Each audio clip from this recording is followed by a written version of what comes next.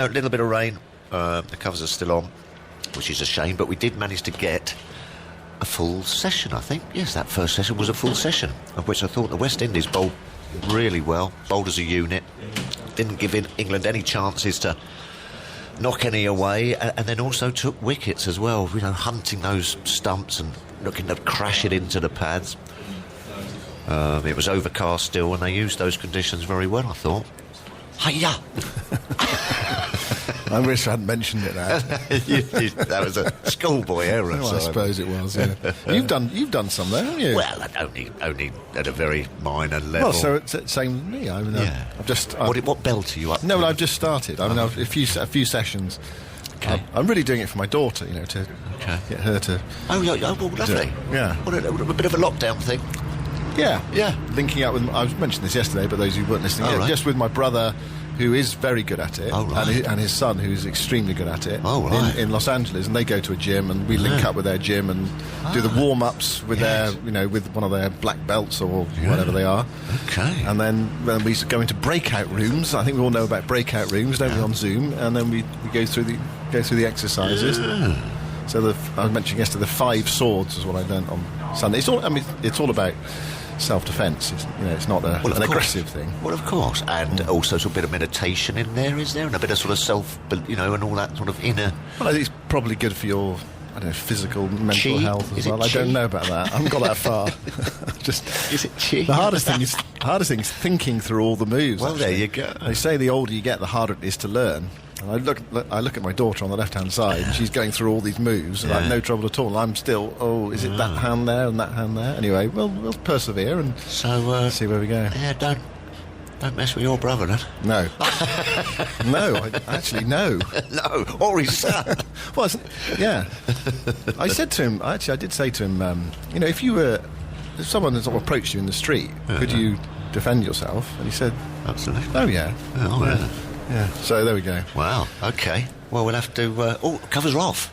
That's good. That's very good, isn't it? Just on that England one-day squad, by the way, we haven't actually given the full squad. Those of you who might be interested who's in it. Owen Morgan, the captain, Moeen Ali, Johnny Bairstow, Tom Banton, Sam Billings, Henry Brooks of Warwickshire, Bryden Cass of Durham, Tom Curran, Liam Dawson, Ben Duckett, Laurie Evans, Richard Gleeson, Lewis Gregory, Sam Hain, Tom Helm, Liam Livingston, Saqib Mahmood, Matt Parkinson, Adil Rashid, Jason Roy, Phil Salt, Reece Topley, James Vince and David Willey. So, quite a few World Cup winning players, but obviously quite a few who are not in there. And just mentioned this yesterday as well, but those of you who weren't with us, doing an interview with Chris Silverwood in the winter, where he was talking about that, it does seem 50 over cricket. England obviously have to play some 50 over cricket, so they have to pick a squad for it. But the feeling is the emphasis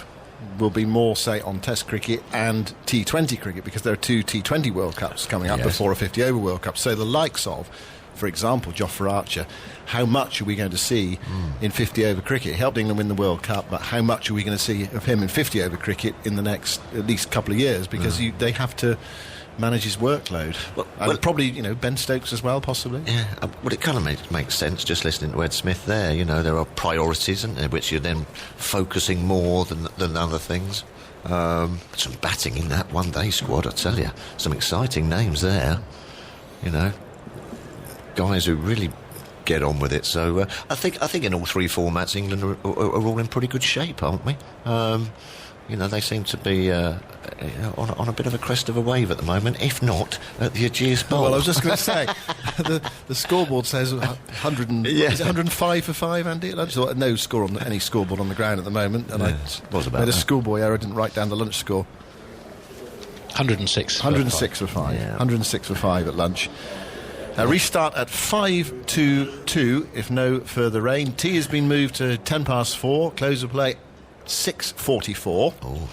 6:44 with 30 minutes to make up overs to 7:14. Oh, crikey. Going to miss dinner. You'll be right, Tubbs. You haven't got far to go. That's our time slot.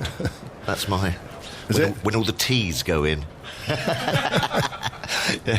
Yeah.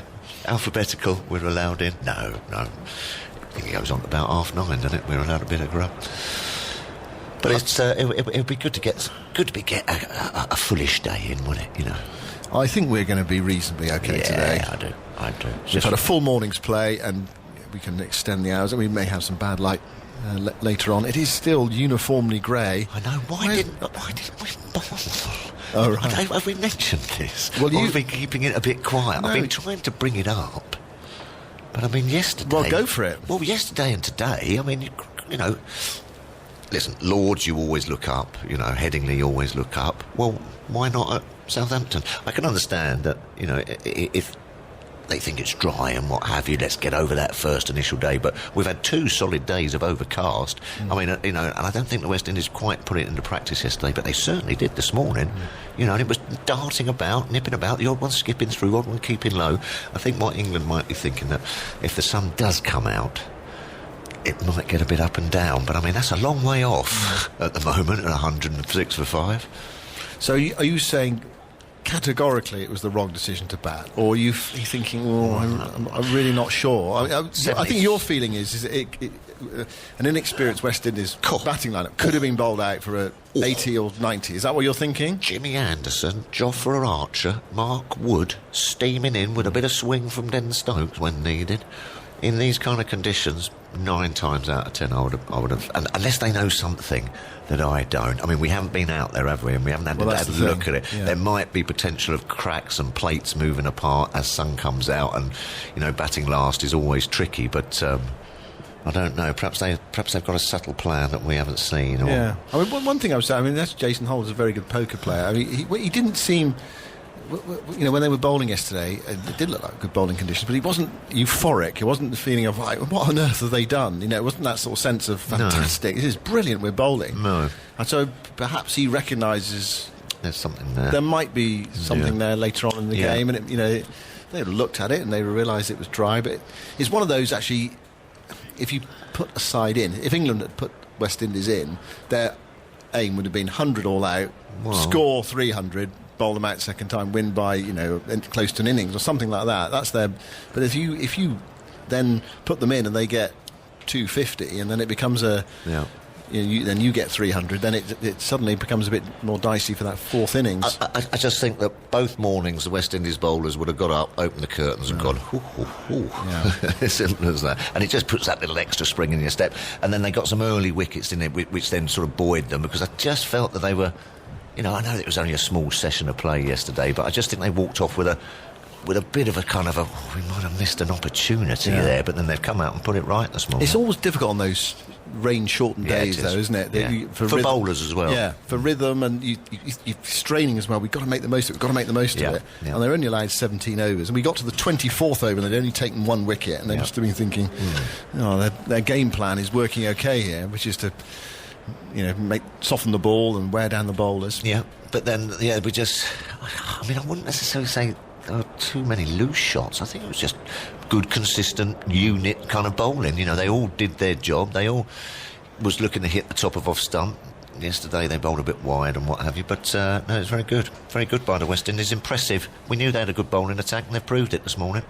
Stephen in overcast Suffolk emails, good to hear you all back. Just wondering what your thoughts are on the fact that there is only one player between the Test and ODI squads from the reigning county and T20 champions, Essex, and that is Dan Lawrence. Yes, good player. So he's the only one. Cookie's been raving about him, actually. Yeah. He was actually saying that he might have snuck into this Test side at a 6. You know, very sort of leg side player, but, you know, can play all round the wicket, very strong, one of these new coming sort of young players who can play all sorts of cricket, all these funky shots everywhere and what have you. A little bit surprising. I suppose who else is there? The 2 opening bowlers. Jamie Porter's one. Yeah, he's been on Lions stuff, hasn't he, and everything. Well, Tom Wesley, of course, has played for England. Yes, Ryan Tinder's starter, not available. Yeah. Alistair Cook, a little bit old now. Oh, sure, did I say that? Did I say that out loud? Where is he? Is he having lunch? Yeah, he's downstairs. That's all right. Yeah. Who else? Can't remember. Who's the keeper? Is it Wheater? No. Well, the spinner is South African, isn't he? Simon Harman. There was some talk of him qualifying to play for England. Yeah, it wouldn't have been a bad shout, actually. He can bowl. I mean, he was man of the match, wasn't he? In the T20, one's wickets. He's had tremendous time of it, hasn't he? Yeah, and also in the Championship. Yeah. You know, bowls well. The good news is the players are out there again. Oh, yes, sorry, I hadn't looked there. The lights are still on, it's still grey, but we've got cricket. Have we got the hum as well? Hold on. Yeah, we have, yeah. Just a little bit. Yeah. And it's going to be a really interesting session ahead with Stokes and Butler out there for England. And West Indies hunting more wickets. How crucial is this partnership? Yeah, a chance to roll England over for 150. Yeah, absolutely. It's 106 for 5. Stokes has 21. He's been dropped once. Yeah, great effort, wasn't it? Down to Kemar Roach at fine leg off Alzari Joseph. That was the best over of the game so far, that Joseph to Stokes over. Was he good. was dropped, he hit Stokes, and Stokes cracked him for 4 through square leg. It was thrilling stuff. He got him right at the point of the elbow, didn't he? It was the elbow, was it? It was just sort of there, just above the elbow, just sort of went like that. Yeah. But yeah, cool. I've had a couple right on that elbow point. Ow. I don't know why they call it a funny bone, because there's nothing funny about it.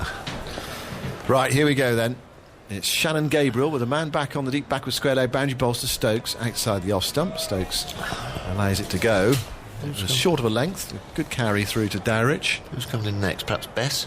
Have I missed one? Well, yeah, Bess, you'd think. There's Bess, Wood, Archer and Anderson. So I presume it's going to be Bess, Archer, Wood, Anderson in that order. Yeah. Little bit taily, perhaps. Just a bit taily in conditions that are favouring the bowler. Don Bess, he got a good 50, didn't he? Yeah. It's sort of a 50, didn't he?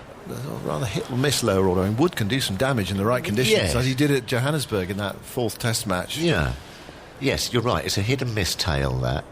And Archer, so far, here is Gabriel bowling to Stokes. Stokes played that firmly straight to mid-on, and there's no run. Picked up by Kemar Roach.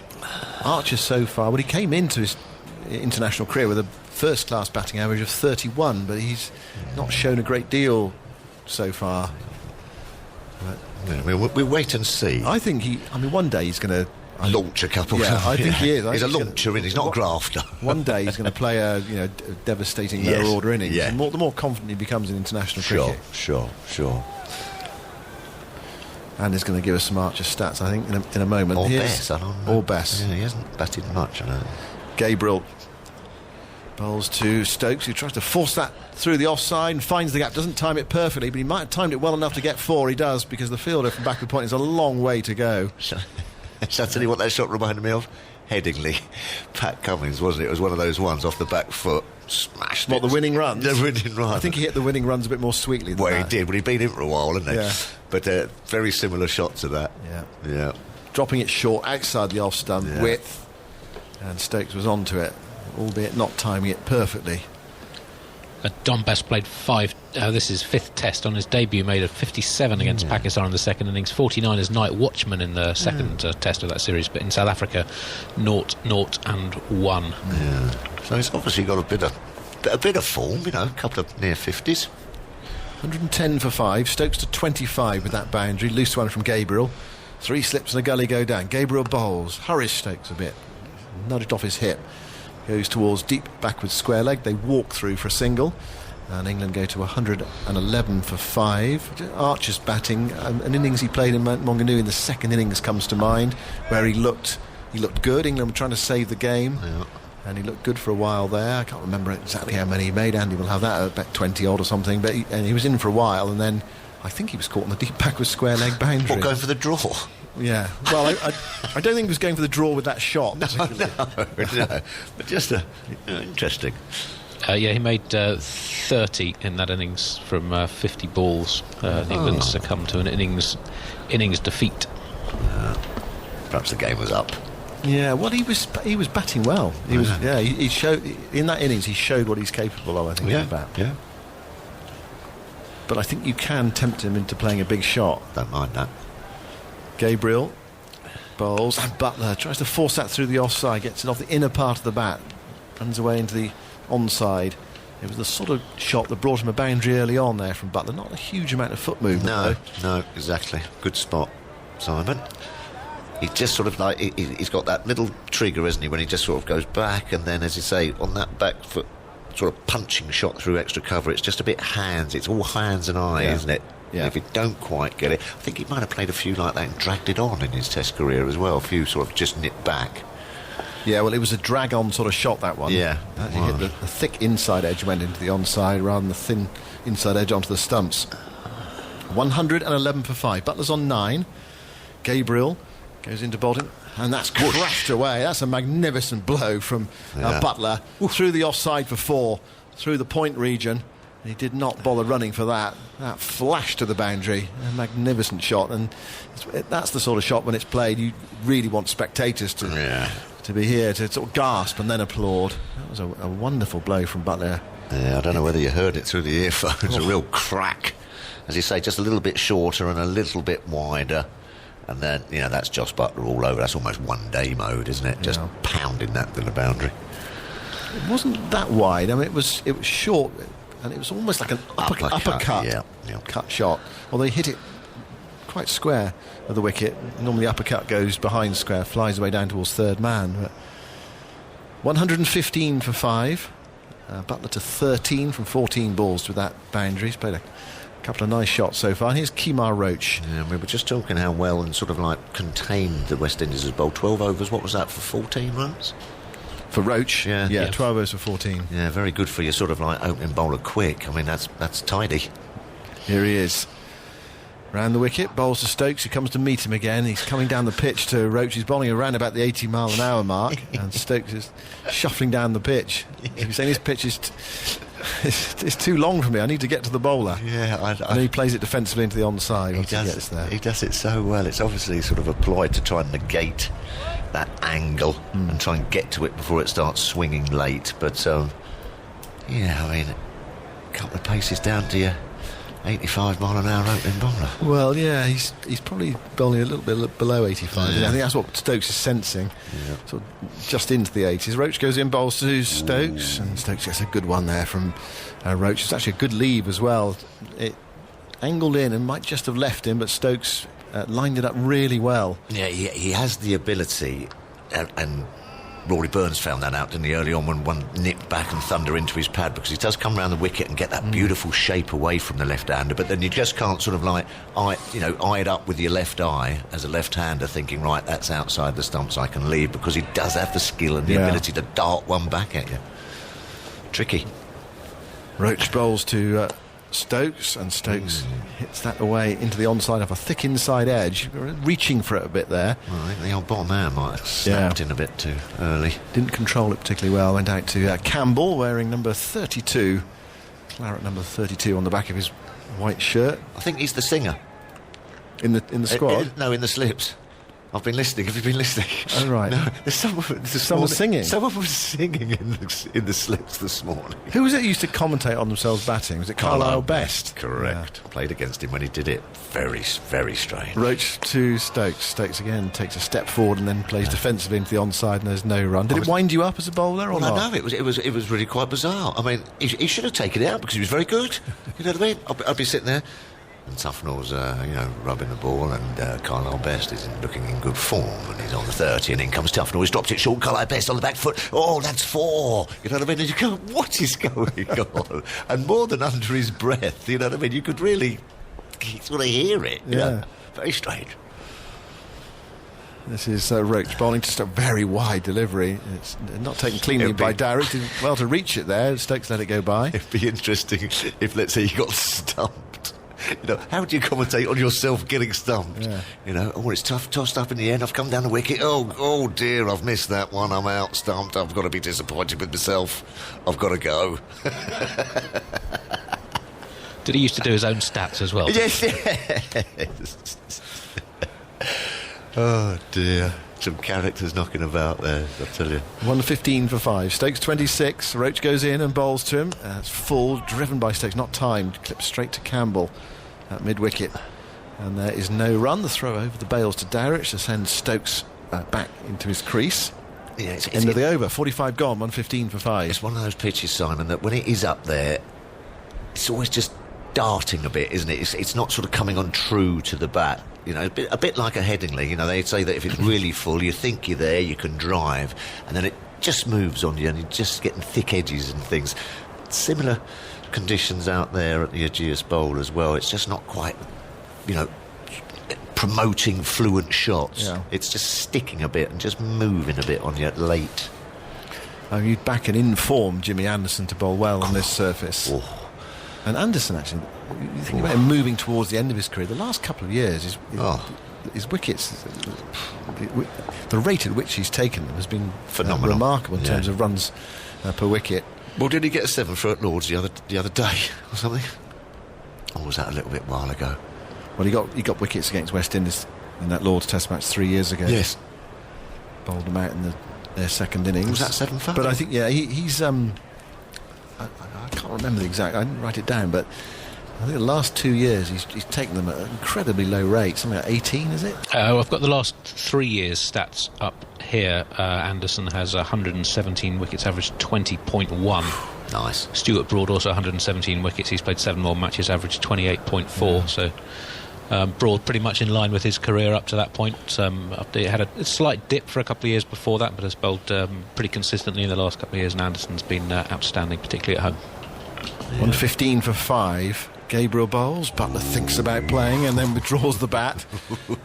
You could see the danger there. It's amazing, isn't it? The decisions you can make in 0.4 of a second. I know, I could never do it, I'm afraid. You actually saw him there go forward and go, oh, that might just be on my cover drive.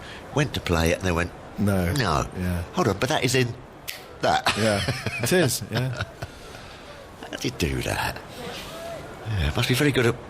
Yeah, but Josh Butler will watch you bowl and say, how does he do that? How does he get that loop? How does he get the ball to turn? I know, but I mean, you could really just see the two thought processes there beautifully. Yeah. 115 for 5. Gabriel bowls to Butler, who stands up and punches him through the offside, out towards the extra cover boundary. And it's dribbling towards the rope, but the field is a long, long way away from the ball. No one bothers to chase it and waste energy. That's another boundary to Butler, to go to 17. And England to 119 for 5. And that line, in fact, suits Butler's back foot punch, because we were talking about that. When it's a bit wider, the back foot doesn't necessarily come across, does it, to then get in line with it. It just sort of waggles the hands and the bat at it. But when it's a bit straighter, he's in that perfect position just to sort of wait for the ball and boom, straight through extra cover. Beautiful shot. Perhaps if you're going to bowl that length at him, just a little bit wider, get him fishing a bit. Yeah. 3 men in the offside ring now, the notional ring on the offside. 2 slips in the gully for Butler. 17 from 16 balls, 3 boundaries. Gabriel bowls to Butler, and Butler comes forward. Not entirely convincing defensive shot, more a poke at it. Thick inside edge of the bat, goes out to forward square leg, and there's no run. Again, Campbell's in action. Got a fly crawling up the wall. Has he got his COVID passport with him? Has he got in? I don't know. I don't think he's going to get out, though, is he? He's probably going to be here for the whole Test match. Very strict security. Can't see a mask on him either. Yeah, I wonder how he's got in. Yeah, we're in this big commentary box was hermetically sealed. No windows in here. 119 for 5. Gabriel 3 for 51. Bowls to Butler outside the off stump. Butler leans forward and allows it to go through to Dowrich. So those wickets for Anderson the last 3 years. At what age? So is he 38 now? Jimmy Anderson. So from 35 to 38, or 34 to 37, he's taken his wickets at 20. Yeah, he's coming up to 37 and a half. Right. He was picking up the odd injury, and he was injured in the winter, that England tour of South Africa. 37 and a half. I don't see why you should stop using half just because you're not a child anymore. This is Gabriel bowling to Butler, tempting him outside the off stump quite full. Yeah. That was not quite the delivery necessary that Toffers was talking about it, but it was a tempter wide of off stump for Butler to throw the hands at. He's got that protection in the covers, and he's got the 2 slips in the gully as well. Blackwood there at first slip and Holder at second. He hasn't seen a great deal of action. Jermaine Blackwood. Yep. Stokes on 26, leaning on his bat at the non-striker's end. brighter now after that squally shower at lunchtime. Light's still on though. And here is Gabriel bowling to Butler, who plays firmly into the offside, goes to backward point. There is no run, and it's the end of Gabriel's over. He's been expensive, but he's taken the 3 wickets, or 3 of the wickets to fall. 3 for 51. 3 for 51 from 12 overs. It's 119 for 5 more from Tuffers, and then it will be Ishiguro. Yeah, he has that ability, Shannon Gabriel, to get wickets. I mean, he's definitely a strike bowler. You know, sometimes he can be a little bit wayward, but he has that ability to put down an absolute ripper and trouble the best. But they've come out and started well again, West Indies. No freebies, no loose deliveries really. A couple of great shots from Butler, pushed through the offside as Roach comes in, bowls it to Stokes, who just gets back and across and gets his head lovely into line and just knocks it back past him to mid-off. Come on, Isha, plug yourself in. I can go in with a stat, Tuffers. I think you're getting very good at it. Yes, I quite enjoyed that. Do another. Did you have a stat, Andy, or are you... I've been looking at bowlers over the age of 35 in Test cricket. I'll get that in just a sec as Roach bowls. Stokes moves across the stumps. They go up for the appeal. Dowrich diving to his right to take a catch. But umpire unmoved. There's a quick look at each other between bowler and captain, but Roach was happy. agree that there's nothing dubious. No bat involved. It was thigh pad as it went through. Yeah, Roach was keen. He's bowling around the wicket, still looking fairly gloomy here at the Aegeus Bowl. Grey skies above as Stokes sets up once more. Bat hovering above the stumps as he leaves one outside the off stump from Roach. A good leave, left on length. It's a good 3 inches above the bails as it went through to Dowrich on the off stump. Andy? Jimmy Anderson is the 3rd seam bowler to take 100 Test wickets after his 35th birthday. Anderson currently has 104, averaged 20.5 since turning 35. Richard Hadley, 116, averaged 21.3 after turning 35, again it's slightly below his career average. And Courtney Walsh, 180, averaged 21.6 after turning 35. That's a decent attack. Roach bowls, Stokes comes forward, whips that through mid-wicket, all along the floor, into the boundary now. That was a good shot, an imposing shot against Roach. As the fielder goes out to collect the ball, so Stokes moves to 30, 123 for 5. That would be a lovely 3-pronged attack, wouldn't it? Anderson, Hadley and Walsh. At which age? Well, any age. Even now? Yeah. Well, they all had a better average after 35 than they had before 35. There you go. Let's have them after 35 then. Retire too soon. As Roach bowls to Stokes, it hits the bat and heads on out to fine leg. 2. Turns it around the corner as they come back for 2. Quick run in between the wickets between Butler and Stokes. So Stokes to 32, 125 for 5, and it was again a little bit of spit off the pitch there, just off a length. Yeah. He was looking to play forwards, and it hit Splice. a splice of the bat. Yeah. I've just noticed with Ben Stokes, he really is getting far across, isn't he? I mean, he's clipped that 4 off a Roach there through mid-wicket. It was a foot outside off stump, actually. Roach around the wicket again. Stokes drives this time straight to Got it. him. Down. Oh. It's down. Oh. So 2 drops now for Stokes. He's bending down, Stokes, as he turns around now. Wow. And that is the end of the over. 125 for 5. Looking to drive the ball. It was uppish. Straightforward as well. I mean, good bit of bowling, just teasing him outside that off stump. Might have almost hit in the footholes, and it's just sort of check punch driven that to extra cover. And you know, what was it, waist high, Isha? Yeah. It wasn't flying like a rocket, was it? And had all the time in the world to gather that, and he's just spilled it. And you could just see the disappointment there. You know, you never want to show your disappointment, but a few heads went down there. Shamar Brooks at extra cover. Shamar Brooks now, hands on hips. Yeah. We can see him as they've just flipped around into the 48th over now. Disappointing. That will be disappointing, especially for Kemar Roach, but especially just for the captain. Big wicket, big drop. Yeah, you don't drop Stokes as Butler is on strike now, still in his crease.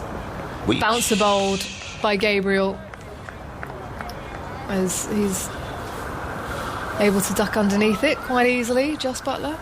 Well, he's had two let-offs there, hasn't he? Yeah, 1 on 14. Yeah.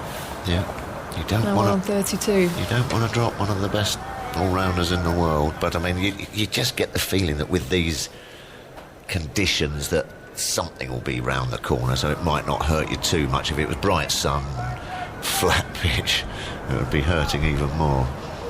Slight breeze here at the Ageas Bowl. Flags hanging limp in the distance as Gabriel turns at the top of his mark, shuffles forwards. Butler taps his bat down. Gabriel bowls full. Butler defends to the leg side. Bit cold, are you? Got your puffer on. Just a bit chilly. Got your puffer on. A bit chilly. We're in I like being warm. I'd rather be warm than cold. Yes, me too. Yes. Me too. Are you out, are you? Are you leaving me? I think so. Okay. I think Carlos is coming in. Yeah. He's lurking. No problem. Do you want to wait till the end of the over, or do you... Can do. Yeah. Sorry. Why not? What a good idea. You're looking very smart, Tavers, I have to say. Oh, thanks. Cheers. So are you? Making the effort for television, well, I know. I'm running out of shirts. I've only been here 2 days. I haven't got many left. Gabriel past the umpire. Butler on the back foot punching to extra cover. Shamar Brooks takes the ball cleanly and now just gives it a bit of a shine on the back of his trousers. Quite like this jacket, don't you? It's yeah, nice, it's good. Yeah. Nice blue, isn't it? Yeah, it's good blue. Yeah, what kind of blue would you call that? You've got a sky blue shirt. Yeah. Is it an ocean Dusk. blue? Henry, our producer, is calling it dusk. Dusk. Okay. I thought it was Dusk is a bit darker than that. a little isn't bit it? more electric. Is it? A bit Yeah, more I think it's electric. There you That's go. the word. That's the one. Electric blue. I knew it was in there somewhere. Gabriel steams forwards. Bowls. Butler inside edge onto his hip and falls out onto the offside. Just picked up by point. It's not the easiest of wickets to bat on. No, always something happening. Yeah, and you're thinking about these players who have just had the one warm-up game, No. two or 3 months in lockdown. Yeah. One of those pitches where you never feel you're really in, you know what I mean? Because there's just something nibbling at you, or the odd one just climbs or squats low. Towel hanging out the back of Gabriel's trousers as he now turns. Running towards us. He's got 2 slips in the gully for Jos Buttler. Bat high, crouches, leaves outside the off stump, allows it to pass through to Shane Dowrich. Most of the West Indian players are wearing jumpers. It's quite cool out there today. I reckon it was about 20 degrees yesterday. Yeah. It's definitely dropped to about 17 Warming up tomorrow. today. Lights still on here. I can see the drone poking behind the lights over to our left, surveying the field, and the spider cam as well, hovering above the players over on the leg side. It's intimidating, isn't it? It's a bit Big Brother. Yeah, it is. I don't know whether I like the drone. Good pictures from it, I suppose. Gabriel bowls. Oh, leg side. Butler turns over to the leg side, down to fine leg. Off his toes, he'll come back now for 2 as the throw is sent in. And that is leg buys off at the thigh pad from Butler, who moves, stays on 17. Stokes is on 32, 127 for 5. Can I go now? You can go if you want to. What are you going to do? Go and sit in your room? No, I'm going to go and get a paint chart and try and match it to the colour of my jacket. I like that. And I shall come back and I let you actually know. wanted to paint my kitchen. Oh. Yeah, my kitchen cabinet's that colour. Oh, lovely. So can you let me know what that is? I will do. Thanks. Just another job to do at home. I didn't manage to get round to in lockdown. I'd love to know what everyone's been up to. Do tweet in BBC TMS as Carlos is coming in now. What are you up to right now, listening to the cricket? I'd love to know. As Kemar Roach has the ball in his hand once more. So England 127 for 5 after lunch, trying to navigate through a tricky period. These two trying to lead the recovery, Stokes and Buttler. The left-handed Stokes on strike. Still in his crease, he crouches, leaves outside the off stump. And it goes through to Dowrich. 2 slips a gully point, extra mid-off, mid-on. A wideish mid-wicket and a fine leg. It's a fairly regulation field for Kemar Roach. It's something he's been working on, Carlos, isn't it? That bowling around the wicket to the left-hander. Just check that you're on. Is that wire again? Is Roach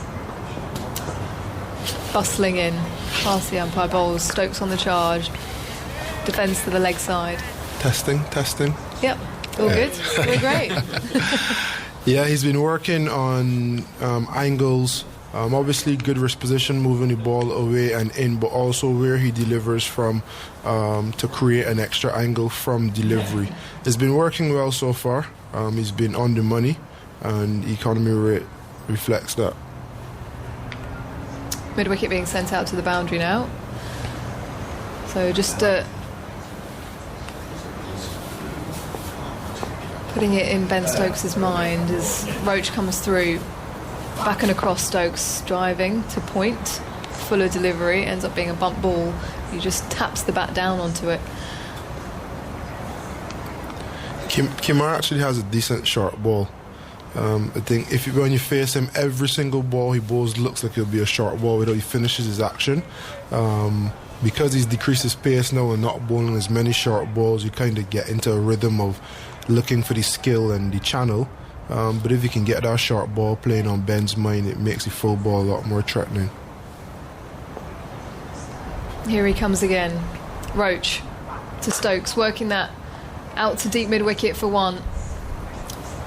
Stokes to 33 as he trots on through. 128 for 5, England.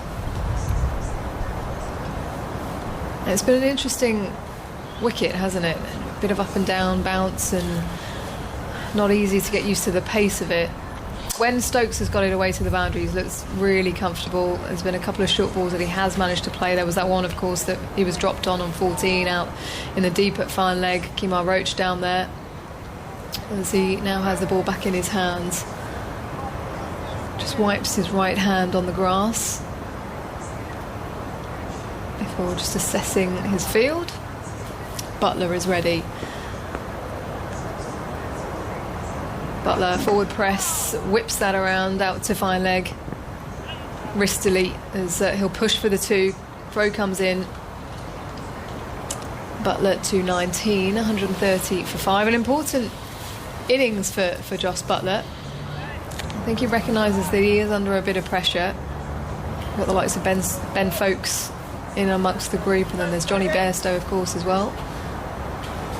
Yeah, competition for places is always good. I think what's important about this partnership is that if they do get a big partnership or they do get a score, it'll come very, very quickly. Buttler prods that back to Roach, the full face of the bat at the end of the over. 49 overs have been bowled in this innings, 130 for 5 then. England started the day on 35 for 1. They proceeded to lose 4 wickets in that morning session. And the 2 experienced players out in the middle right now, they were the saviours, weren't they, in that World Cup final last year. It's almost the anniversary of that, as they gather together in the middle. They're now heading off in the opposite directions, back to their respective ends. Buttler just rehearsing a couple of shots, but these two have been together so many times in the middle before in the past, so it's so natural for them. Yeah, it seemed as though they bounce off each other as well, hit the ball to fine leg just wide, and they scamper for 1, scamper for 2, and that injection in energy helps you when you're actually on strike. 2 men back for Gabriel, who's bowling around the wicket to Stokes. The pull is on. He does manage to get hold of it keeps it on the ground through mid-wicket. Deep backward square is running around to his right to collect it. They push for 2. The throw comes in and they'll make the 3. Shannon Gabriel fumbling the ball at the bowler's end. So Stokes to 36, 133 for 5 now. West Indies have looked a little off colour since lunch, with the ball, with the field, with our drop, and it seems as though the momentum is changing slightly with the intensity and the positive intent that Buttler and Stokes have brought after lunch. Yeah, he looked incredibly menacing, didn't he, in that first session, Shannon Gabriel. These two have just been able to settle into their work. Buttler 19 off 28, that's what you're talking about. When he's at the crease, he's generally going at a decent rate. He's on strike now to Gabriel. Just one man back on the leg side. Fine leg as loftily driven past, extra cover past Shamar Brooks to his right. It's heading on out to the boundary. He'll pick up 4 for this, Jos Buttler. But there was a moment for the West Indies where they felt they were in the game. Buttler to 23, 137 for 5. In the air. Thought Shamar had a chance to redeem himself there, but very good placement. Butler actually looks quite composed. He's showing positive intent, but he looks in control of each shot that he plays. West Indies needs to get a wicket. That's okay, we'll allow you to be impartial. I brought up the 50 partnership in just 11.4 overs.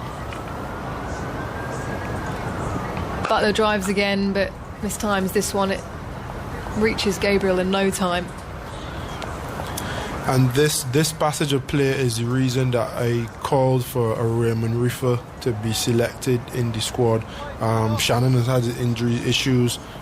He can't go as we would like him bowl 25 overs in a day's play. Jason as well has had some fitness issues as well. Now is the perfect time for Raymond Reefer to come on, bowl at 78, 79 miles an hour, swing the ball full and straight with an umbrella feel.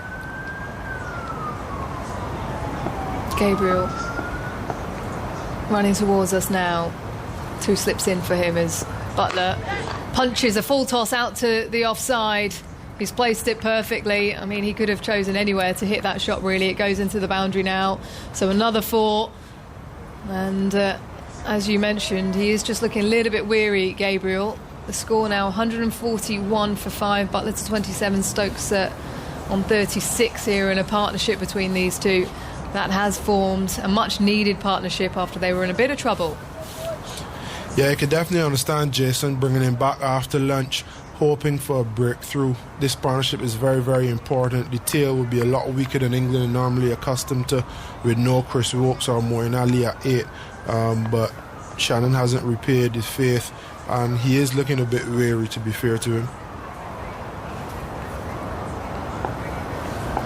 Jos Buttler with a black sticker on his bat, paying tribute to the Black Lives Matter movement. He's also got the rainbow sticker as well, as Gabriel bowls a good length outside the off stump. Buttler defends to the offside.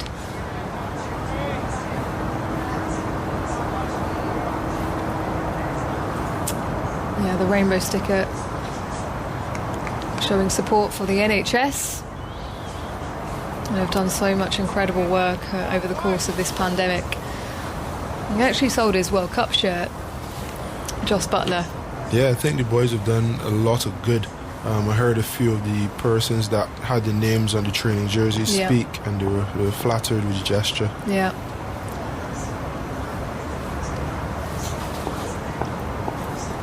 As Gabriel is past the umpire, Buttler pushes that to the offside. A lovely sound off the bat, solid.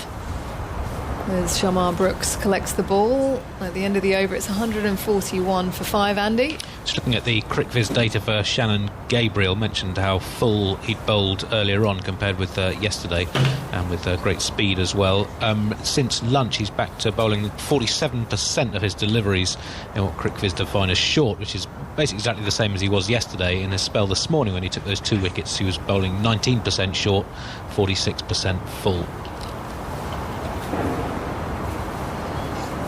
Still overcast conditions here, so remember that ball 50 overs old. Of course you can't put any saliva on it as Stokes crouches down, coming down the track once more to Roach, who bowls outside the off stump through to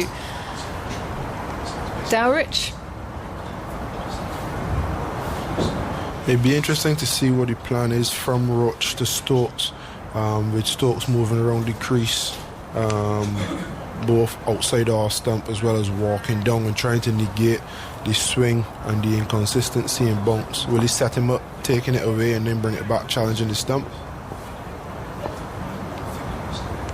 Roach bowls back and across his Stokes, manipulating that out to the leg side as fine leg collects it. Roston Chase down there. He lobs it up to his teammate, coming in at square leg as they've come back for 2. The throw is in. Stokes to 38, 143 for 5 now. Just having a quick word with the umpire about potentially running on the wicket as he now retreats back to his end. Joss Buttler doing some gardening on the pitch. It's looking relatively straw coloured. There's a few green patches on there as Roach is around the wicket to Stokes again, defending. No run. But the green that we can see is more on the sides of the wicket. Yeah, if you pitch it out there, you won't get any help from it. I think it's a big session for Alzari, with Shannon flagging a bit, Kimar and Jason bowling well without much reward. It's important that Alzari comes in with the extra pace and hits the deck and challenges the batsman. Stokes manages to keep one out.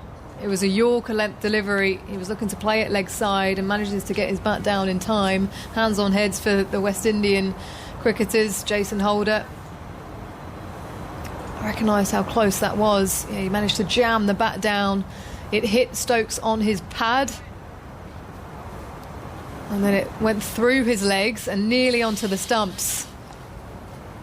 A moment of fortune for the England captain as Roach pushes forwards, bowls. Stokes drives confidently through the cover region between extra cover and mid-off, and he'll pick up 4. He goes to 42 and England 147 for 5.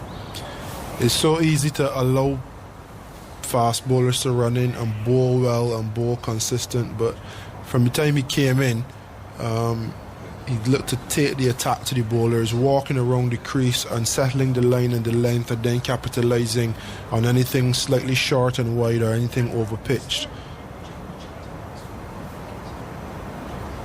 The final ball of this over then. Stokes back and across and allows that to pass. A few words from you, Carlos. England 147 for 5 as Jonathan Agnew will step in. This next bowling partnership, Alzari Joseph and Jason Holder, very, very important to this passage of play. West Indies have won the first session. England are well on the way to winning the second one, and it's important for this bowling partnership as Jason Holder takes his sweater off and prepares to bowl. Breaks the batting partnership of Buttler and Stokes. They can take the game away from the West Indies. Carlos, good afternoon. Good afternoon. How are you doing? Well, thank goodness the drizzle's gone. A little bit on the radar to come, maybe. But an interesting game, this, isn't it? It really is. And no one really knows what a good score is. It's one of those games between fits and starts on this sluggish pitch. Players a bit out of form. Hard work for the bowlers to bowl a big spell and stiffen up in the outfield a bit. They're not used to having a full day in the field. Jason Holder's back on. He's bowled 13 overs so far. He's bowling to Buttler. First ball's full, driven down the ground to mid-off. And there's no run. Couple of slips. Gully's got his hands in his pockets there. Terrible miss at cover. Oh dear. I mean, Ben Stokes, the first chance he gave was not an easy one by any means, but second one, I'm afraid, bit of a sitter there to cover. Yeah, harder to drop that one than to catch it. Bit of captain's luck. He also had the Yorker that just ballooned off the pad. Stokes on 42, but Butler's on strike on 27. He lets that go. A late decision. So tempting line and length there from the West Indies captain. And Butler had a look at it, almost played a drive, but then whipped the bat away at the last moment. He's going for a stroll, looking around. He won't see much. He won't see any people. He's looking in the direction of the ground staff, who are spread out, socially distanced, of course, on the seats on the left of the ground as we look at it. And Holder runs in now, bowls, and Butler this time allows that to go through. I think for the first moment he saw the balls wide enough just to take the bat out of the way and let it go by harmlessly. 147 for 5. Low cloud, floodlights on. All rather eerie. You see people here and there pottering about. But otherwise it's just a deserted stadium. The players at the far end. And dotted around you get cameramen pointing to watch the play going on. Holder bowls. Oh, it's edged, and he's got away with that. Down through third man it comes. All the way along the ground. It's a funny one. It was very full. It was sort of squeezed out, really. As Butler there trying to drive and just completely mistimed the stroke. And picks up 4. 150 up for England. 151 for 5. Just funny how when the momentum in the game changes, how all of a sudden you see these bits of luck.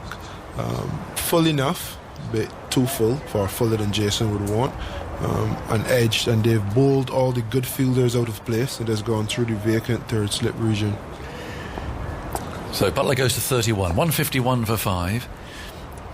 Here's Holder, bowls. Oh, it's an inside edge really this time, as Holder brought that one back a little bit. Butler's looking to get on top. I mean, he's a positive player. He's not going to just block around. He's looking there to drive down the ground, but that one just came back a little. Took the inner portion of the bat, and the ball picked up at mid-wicket. Who works on the ball, no saliva, of course. You can rub sweat on it, but I'm not sure many West Indians will be sweating in this, if I'm honest. Not in this weather. I don't think so. I think the big fella Gabriel might have got a sweat on, but I'm not sure about anybody else. Holder again from the far end, bowls on the leg stump, and Butler can tuck that away. He's just drifted a bit too straight there, and so there'll be a couple of runs. Picking up, running around from long leg to deep backward square leg. 2 more to Butler. It goes to 33. I wonder if it'd be worth one of the guys wearing a long sleeve jumper as well as a short sleeve jumper and just trying to get a big sweat on to get something to polish to manufacture it. Well, it could be, but I think it's pretty nippy out there. Let's hear from Ed White. Hello, Ed. He's emailed us. Nice to hear from you all out there, by the way, in the big wide world. TMS@bbc.co.uk if you fancy emailing. I've been working from home since March the 17th so we can shield our son who has cystic fibrosis. I can't tell you how grateful I am to the West Indies and the ECB for making Test cricket happen this summer and getting live Test match special coverage back on the radio. Part of my lockdown routine, I've been listening to Stephen Fry and Harry Potter to help me get to sleep in the evening. In goes Roach and bowls wide of Stokes' off stump. He plays no stroke. Mr. Fry does a splendid job, but I'm wondering if Carlos could give it a go. He certainly has the tones to give Stephen a run for his money. You know Stephen Fry? Is that a good thing? That's a big compliment. Ooh. That's a big compliment, Carlos. Mr. White. You will hear Carlos singing at Old Trafford. So you can make up your mind then. The engineers are all rigged up, Carlos. You wouldn't let me forget about it. No. They're all rigged up and ready to go. Here's Roach round the wicket, bowls an absolute beauty. Well, what a ball that was. From round the wicket, he's angled that pretty straight at Stokes, and the ball has swung away from him and bounced. And we haven't seen many do that in the innings so far. It was an absolutely beautiful ball. There are always little parts of play that can define the next 2 or 3 overs, and I hope that ball defines it. I wonder if Ben will be as keen to get down the wicket as he's been before that has happened. But yeah, pitch of a delivery. Beautiful ball. I mean, Darrach isn't tall. He took it above his head. As Roach again runs in, bowls, and Stokes actually does come down the pitch of pace there, and then lets a wider one go outside the off stump. But that was a beauty, I must say.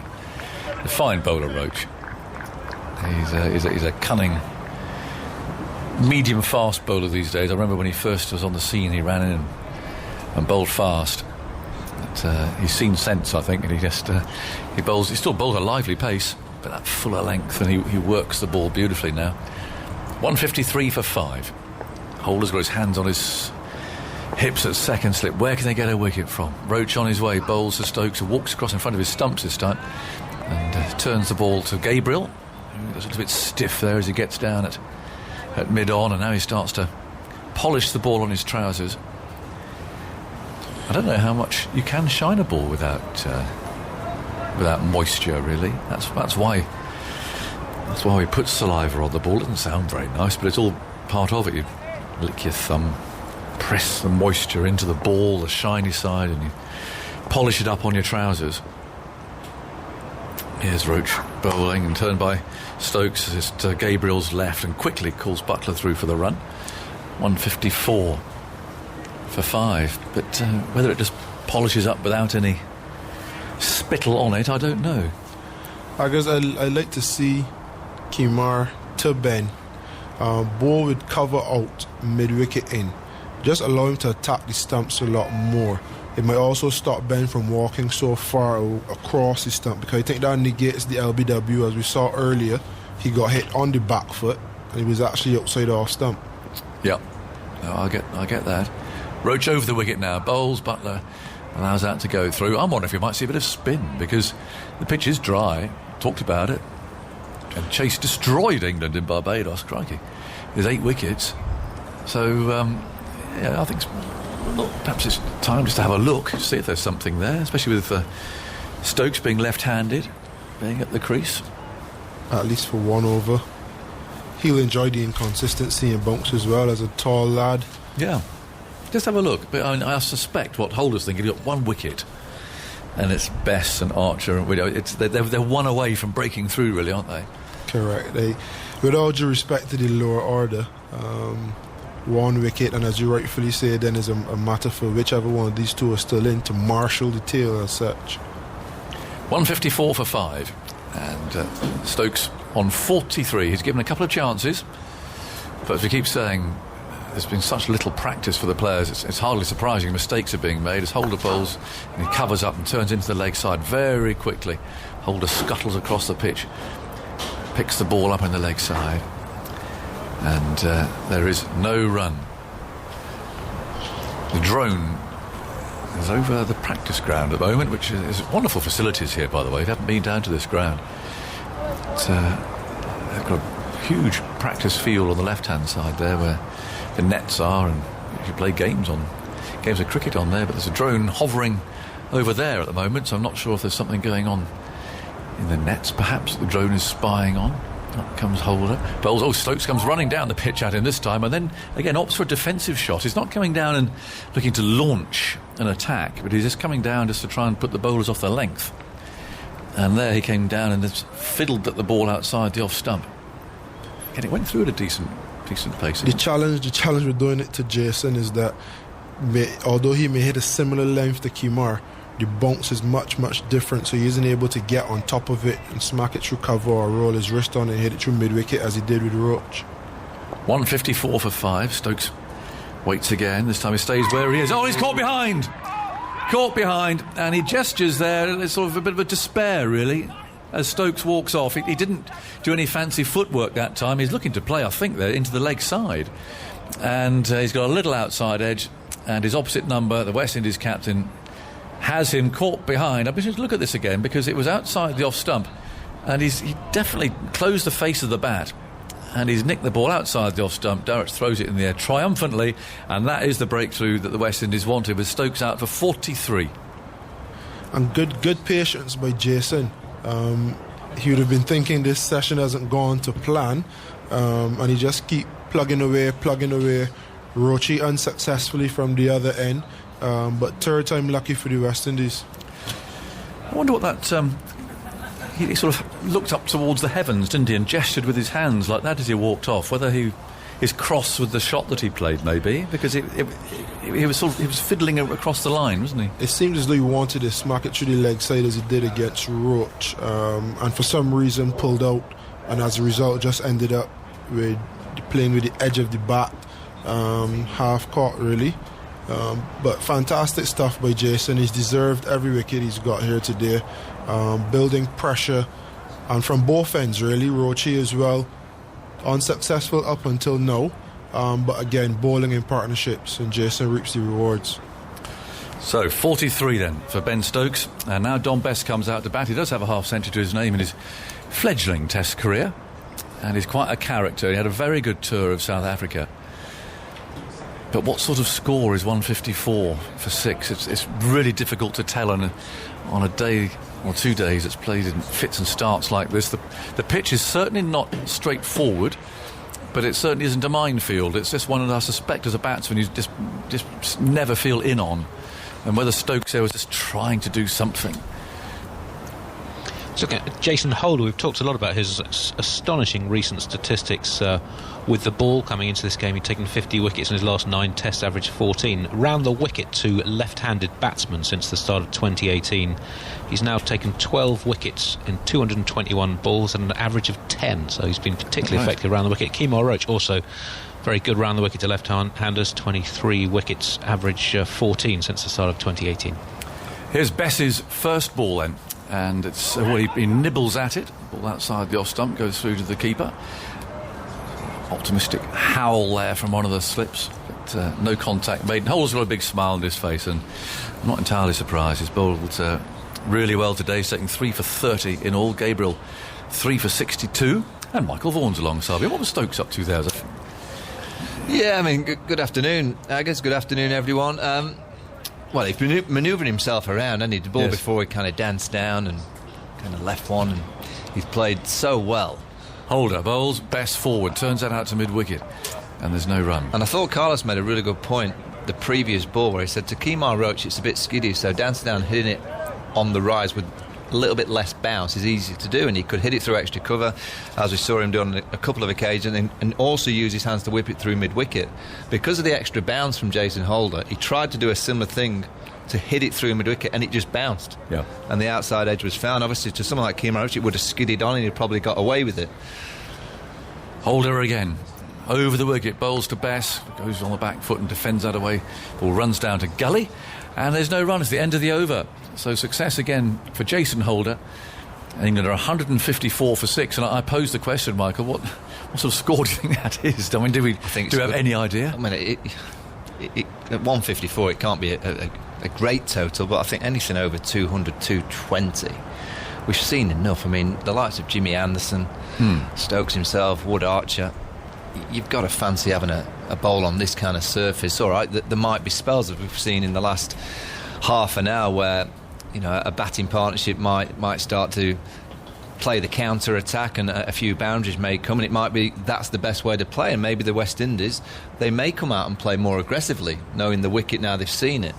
I think Blackwood might do. Yeah, absolutely. He knows one way. It's great, but there's certainly balls out there. You said you're never in, and that's absolutely spot on. It's like an old Headingley pitch. It is. I mean, it's not a minefield. It's just doing a bit. You're always in the game as a bowler and as a batsman. Yeah. I think you've got to stay very honest, because if you start getting a little bit too clever, well, you're probably going to be on the way back to the pavilion. Roach bowls a low full toss. Butler, he's got to get one. I think Gabriel went down there like someone chopping a tree down, and they're going to come back for 2. But I think the big fella's stiffening up in the cold. He's put everything into his bowling. He sort of collapsed there as that one went to his right hand. He stopped a boundary. In fact, the ball was deserving of being hit for 4 as a low full toss, and Butler will think he's missed out there. But he's got a couple. 156 for 6. I'm surprised the West Indies haven't had a little look at Roston Chase. Well, so am I, yeah. Just to change the pace. Yeah. In goes Roach there. He bowls outside Butler's off stump. They're probably concerned that if the off spinner came on, that someone like Butler could dismantle him to the stands a couple of times. But he's had success against England in the past. Decent bowler. Wicket's quite dry. The seamers have done a lot of work already. I mean, you've got to also look at the workload of the seam bowlers, and they've obviously not had a great deal of preparation. So you've got to look at that as a captain. How they come back for the second innings will be key too. Roach over the wicket, bowls Butler forward. Nice solid defensive stroke there. Ball picked up at cover, because if they are low scoring innings, there's not much chance to have a rest, is there? No, you'll be back out there too quickly. Yeah. That last shot from Joss Butler is for me, when I see Butler playing at his best, it's that shot he can play. It's the forward defence. The forward defence for me is the perfect shot to describe a player when they're in form and they're in balance, because you can't play it if you're out of form. Your head's going to the offside. He's driving this time out to Gabriel at mid-on. This time the ball goes straight to him. It can go in the long barrier position. Yeah, I mean, we're in an era of all the cool shots, the ramps, the flicks, you know, the pull shots into the stand, the hits over mid-off. But Test match cricket for me, if you can nullify the best ball, which is a ball on the round-off stump, full of length with a solid, balanced forward defence, you can survive long enough to get runs. Yeah. If you can't play that shot, forget it.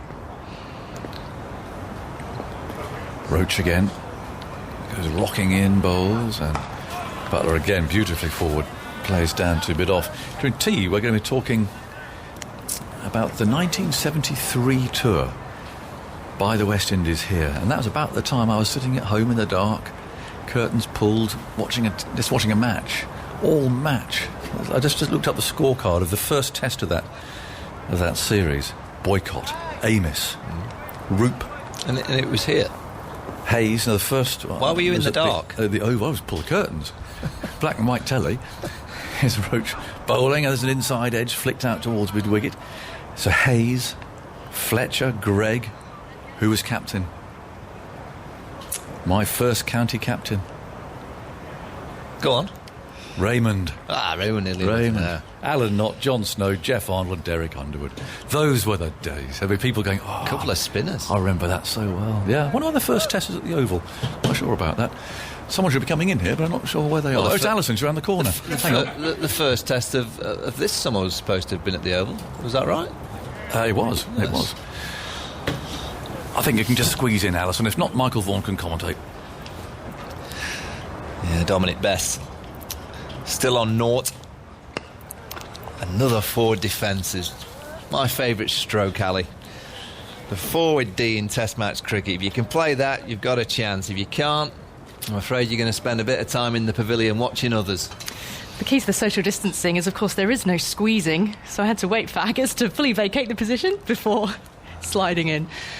But yeah, well, breaking the partnership between Stokes and Butler, what a moment that was. See Stokes heading back, 156 for 6. And Holder in again now, coming forward is Bess, up towards mid-off. And there is no run. Well, the job's now, Dominic Bess is a good player, like the way he plays the game.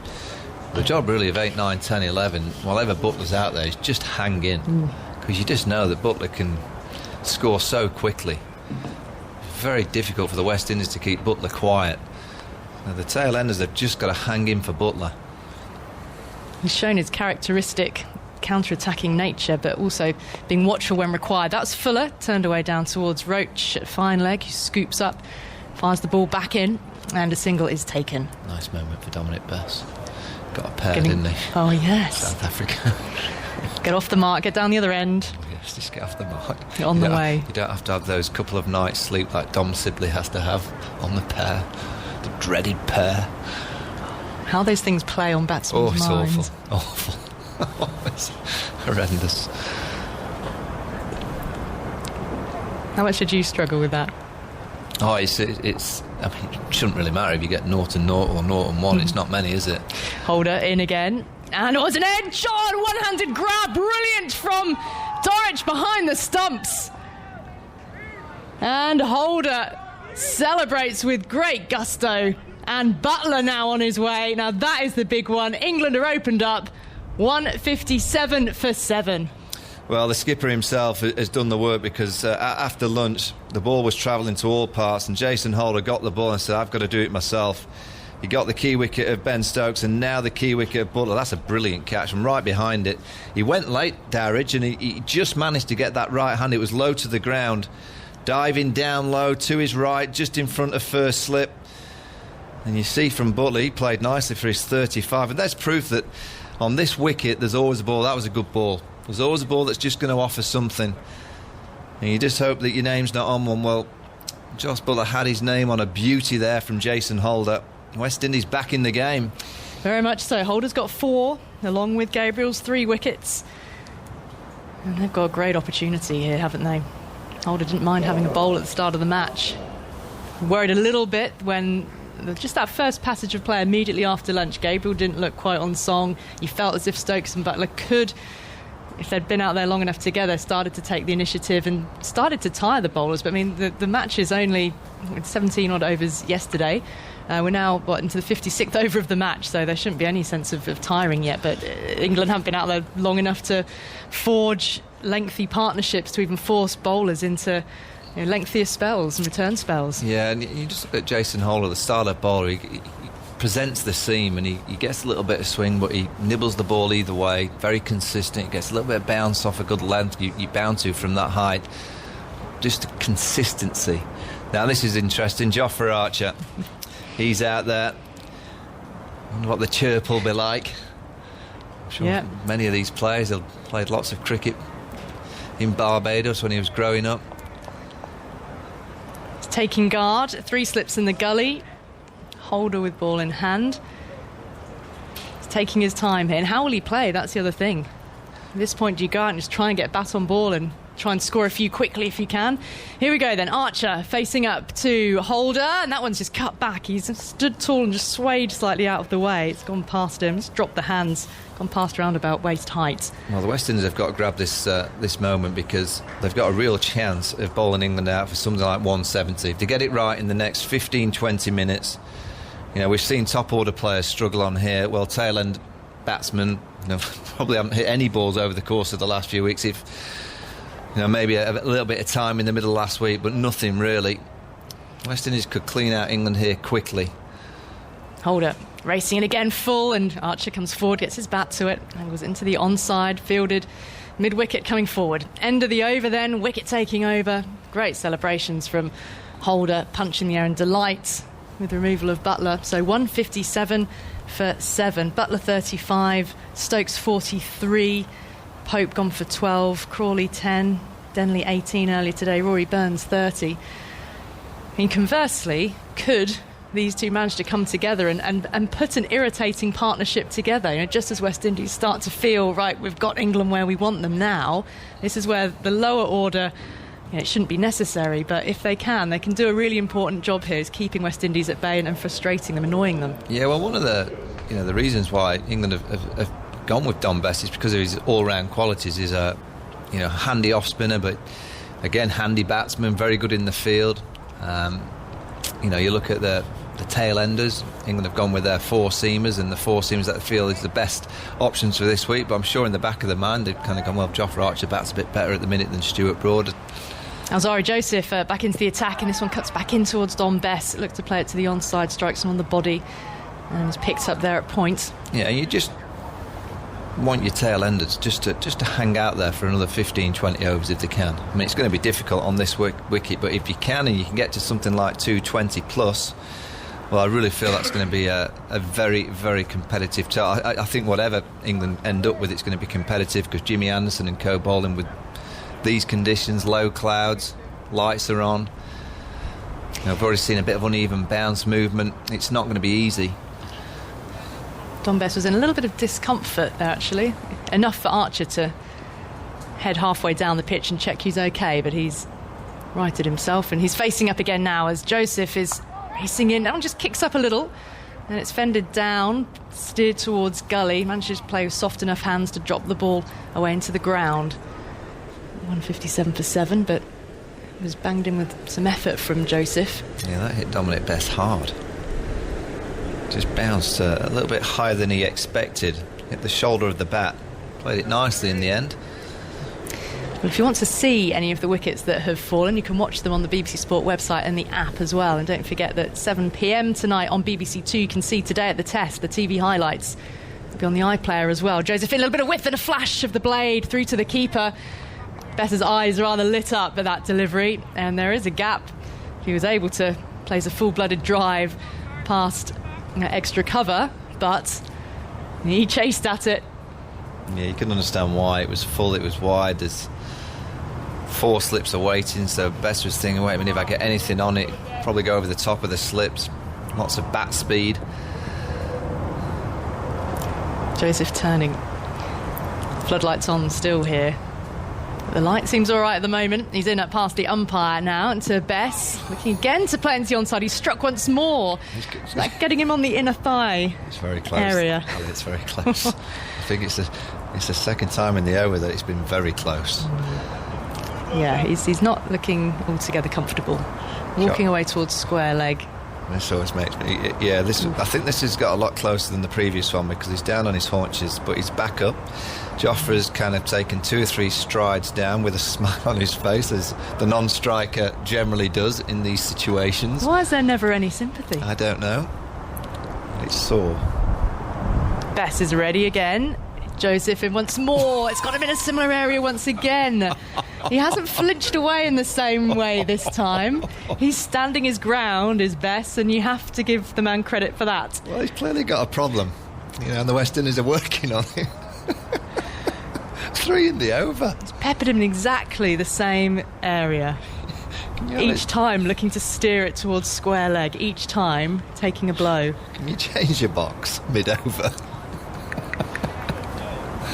He's all right, he's carrying on, he's all right, he's carrying... Have they looked at the rules and regulations for substitutes carrying spare boxes out? I mean... Oh, now you're talking. Now, what's the protocol? I'm really not sure. Full of that time, off the toes and steered along the ground towards mid-wicket to end a painful over for Dom Bess, who puffs out his cheeks and breathes a little sigh of relief that he won't be facing up to the next ball. He can have a bit of a breather at the non-striker's end. But a maiden from Alzari Joseph back into the attack. He's still down. Joffrey's smiling away. He's hurt a little there. He's Dom Bess. Yeah, it hasn't called for any additional backup or protection, has he? The England substitutes, I can see them with their bright yellow vests on, sitting in front of the dressing room balcony, just 1 tier up. Here's Archer facing up to Holder again. That is a bouncer, and that has flown harmlessly over the head of Archer. He let it go, didn't offer a shot, landing safely in the gloves of the keeper. I tell you what, Dowrich has taken 3 decent catches, hasn't he, today? He's made no mistakes. Ben Stokes dropped twice in the field, first by Roach off Joseph and then Brooks off Roach, but every time balls come Shane Dowrich's way, he's taken it. It was a screamer to dismiss Butler. Holder, tall figure in again, past the edge of Archer's bat. He came forward defensively. Joffrey Archer's bat in it. It's got 2 gears. It's got the first gear, which is in on that way. He's just very relaxed and just leaves the ball, and then he attempts to go from first gear to 5th gear very quickly, and he'll play the most extravagant shot from nowhere. I'm just wondering when it's coming. On what part of the ground he might target. It won't be that far away, I wouldn't have thought. Holder in again. Archer has his bat raised, then he's defending again. Nice. He played it neatly, watchfully, fielded backward points, and there's no run taken. Tremendous cricketer, isn't he, Jason Holder? Magnificent leader. I think he's a great spokesperson for the game as well. I think he speaks with so much maturity, so sensible. If you look at his skill levels of when he plays, he's a tremendous cricketer with the ball, with the bat in hand. He's a good grabber. And he's in again now, past the umpire. Oh, the dwarfs the umpire, and there's a good shout. Does it nip back? No response. It's umpire Richard Kettleborough at that end. He's gone for it. Oh, another review. Holder's asking the question again, and they have overturned 2 not-out decisions successfully already with Burns and Crawley. It's been Richard Kettleborough. He's been in the action, the umpire, down at the Rod Bransgrove end. So Archer, 0 from 5 balls, and now an LBW shout. Michael Goff, the third umpire, checking for the no ball first of all. I think it's just a fair delivery. Just nips back, doesn't it, from a decent length. It's just whether is it going down the leg side, is it going over the top of the stumps? Okay, it looks like not batting ball, but we just going confirmed that. Down, kind of leg actually. stumpish. Might be height. an umpire's call. Rolling through. The umpire's called in favour of Joffrey Archer because Richard Kettleborough gave it not out. Ready to go through the ball tracking. What are the No inside edge. ball tracking coming Pitching well outside the off stump. It's angled back. Oh, hitting the top of leg stump. Hitting the top of leg stump flush. on screen now, really. Another good use of the review by the West Indies. And Archer has his head bowed as he's walking off. And now England, well, Holder, 5-wicket haul for the captain. And that's why he's in the huddle with the West Indies, and there were some whoops of delight when the decision was confirmed. So what a moment for Jason Holder. He's absolutely delighted. Well, he's had a hug from his teammate then. Is that allowed? Yeah, well, brilliant from Jason Holder. But also, if you look at the 3 referrals today, I think that was the most surprising from the West Indian perspective. You see the reactions from the players, and they all look at the big screens. The first 2, I think they were so confident of getting those 2 passed through. On that occasion, you could see from Jason Holder, I think he was quite surprised. Having seen the first 2 and then the impact, it looked like it might have just been going down the leg side, but it was deemed to be flush onto that leg stump. Brilliant from Holder. This is a game that's been turned in the last 20 minutes by the West Indian captain himself. And Jofra Archer's got that long walk back. We were just talking about the couple of nights' sleep of being on a pair. And Jofra's going to have the same couple of nights as Dom Sibley. Well, he might have some work to do with the ball yet today before the day is out. Tea is at 4:10, so we've got another hour in this session to go, and 8 down. How many overs left in the day's play? Must be lots. That's one for Andy. Let him check that one out. 57.2. It's a lot of cricket. Cricket info. It's got some Jason Holder stats. It's his 7th 5-wicket haul in Test cricket. 6 of them have been in his last 10 matches. In the last 13 years, only one other pace bowler has taken 6 5-wicket hauls in a 10-match spell. That was Vernon Philander, who had 7 in the first 10 tests of his career. Before that, Holder was always a steady bowler with a good economy rate, but he took just 56 wickets in his first 31 tests at an average of 38. And since then, 10 tests, 55 wickets, average 11.8 with those 6 fifers. So 7 in total in his career. Well, that's what's seen him rocket up the charts. Number 3 in the bowling list, number 1 in the all-rounders. Another interesting, well, depending on how you look at life, to be honest. I love the way you couch this. I like that, Ali, you said stats. up the charts. It's like top of the pops. He's top of the pops in the all-rounders, isn't he? Go on, Andy, this is going to be the best stat of the day. He got Ben Stokes out. It's the 17th time that Jason Holder has dismissed the opposition captain out of now his 111 test wickets. He has the 2nd highest percentage of captains dismissed amongst bowlers with 100 or more test wickets. The captains are his bunnies. Imran Khan? The top of the list is Charles the Terror Turner, a 19th century Australian seamer who took 17 of his 101 wickets were captain. So Holder with 17 out of 111 is next best. So he obviously raises his game for opposition skippers. Yes. Right, Holder again then. And he has got Mark Wood in his sights. Wood is there, and he's an elaborate shouldering of arms, very quickly, swiftly raising the bat above the head to let the first delivery go through to Dowrich. For such a tall bowler, he does get a lot of LBW's bowls. So, he bowls a tremendous length that brings in all the dismissals. You sometimes get tall bowlers that bowl a little bit too short, and the LBWs, you did get the odd drag on back onto the stumps, but they don't get so many LBWs. I think that's why he's so impressive. That's why he's got so many wickets, because he challenges every dismissal. 157 for 8. Holder in again, drawing Wood forward. He defends to the offside, and there's no run. End of the over. Oh, what a fantastic way, really. The game is turning. This first innings, at any rate, England are going to have a tall order on their hands when they come to bowl. It's about getting runs on the board, and Ben Stokes was backing his batsman, wasn't he, to bat in these conditions and get a score, also believing that spin will play a role later on. We haven't seen any spin yet from the West Indies. They haven't needed to go to Roston Chase yet. No, they could have gone to him about an hour ago, but probably turned again, hasn't it? Think as a batsman, if you get down to the spinner on this kind of surface, you're doing a lot right. So Bess on 1, Wood on 0, and Alzari Joseph in. 3 slips in the gully back. That one has flown off the surface and taken by Dowrich well above his head. And he banged it in. Wide signalled, in fact. Too short, sailing too high over the batsman's head. What's Holder's best figures, Andy, in tests? 6 for 59. which is against Bangladesh in a game in which he took 11 in the match in July 2018. Got a chance of bettering that. Joseph racing in again, forcing the shots. Well, it's the kind of batsman as well, Ali, that with where he bats down at number 8, that he will come in when the ball's a bit older. He got that tremendous double century against England in Barbados, and you look at Blackwood coming in at 6. They're the kind of players that are looking the West Indies line that could be a real threat to the England team. When they come in, bowlers could be into their second or third spell. That top order can hang around, and one of the top 4 can get a 50 or so.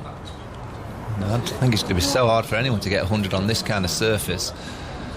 Joseph bustles in, a little bit of width for a dabble by Bess, and very lucky the ball didn't take the edge on the way past. Similar shot to the over previously, where he was offered some width and there was a flash of the blade. Yeah, if one of those top 4 of the West Indies can, Shea Hope, Brathwaite at the top, Campbell, Brooks, one of them gets a 50, and by the time the likes of Blackwood and Holder come in, they're somewhere like 150. Could be real trouble for the England team. And different mentality, isn't it, batting when you know the score that you're replying to, as opposed to England going out not knowing what a good score was going to be. Certainly better than 158 as it goes through again to Dowrich. And I know we've been critical of a lot of Test match batting over the years of not playing the Test match way. This might be the kind of wicket where you would encourage more of an aggressive approach. Almost gamble a little bit more so and try and offset the bowling. When you think about that partnership after lunch, what did Stokes and Butler do? They hit the ball to the boundary on a few wickets. They got some bad balls, but it's probably their presence and the way that they were playing that forced the bowler into bowling the bad ball. If you just sit in, I think there'll always be a ball for you on this wicket. Bess crouching, Josephine full of that time, clipped to mid-wicket though, straight to the fielder, missing out on a single. But it's hard to do that from ball 1.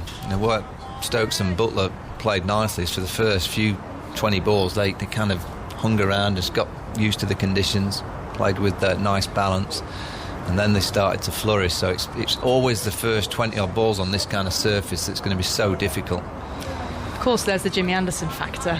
And just his skill in these conditions. Not Could that easy. prove to be decisive? He's got bat on that quite nicely, Bess. That's what he was trying to do previously. It'd be a couple of runs, could even be 3 out through the deep extra cover boundary. It's pulled back, they do turn for 3. Long chase back for Roach, I think that is. And it takes England on to 161 for 8. It was a lovely shot, just the back foot check.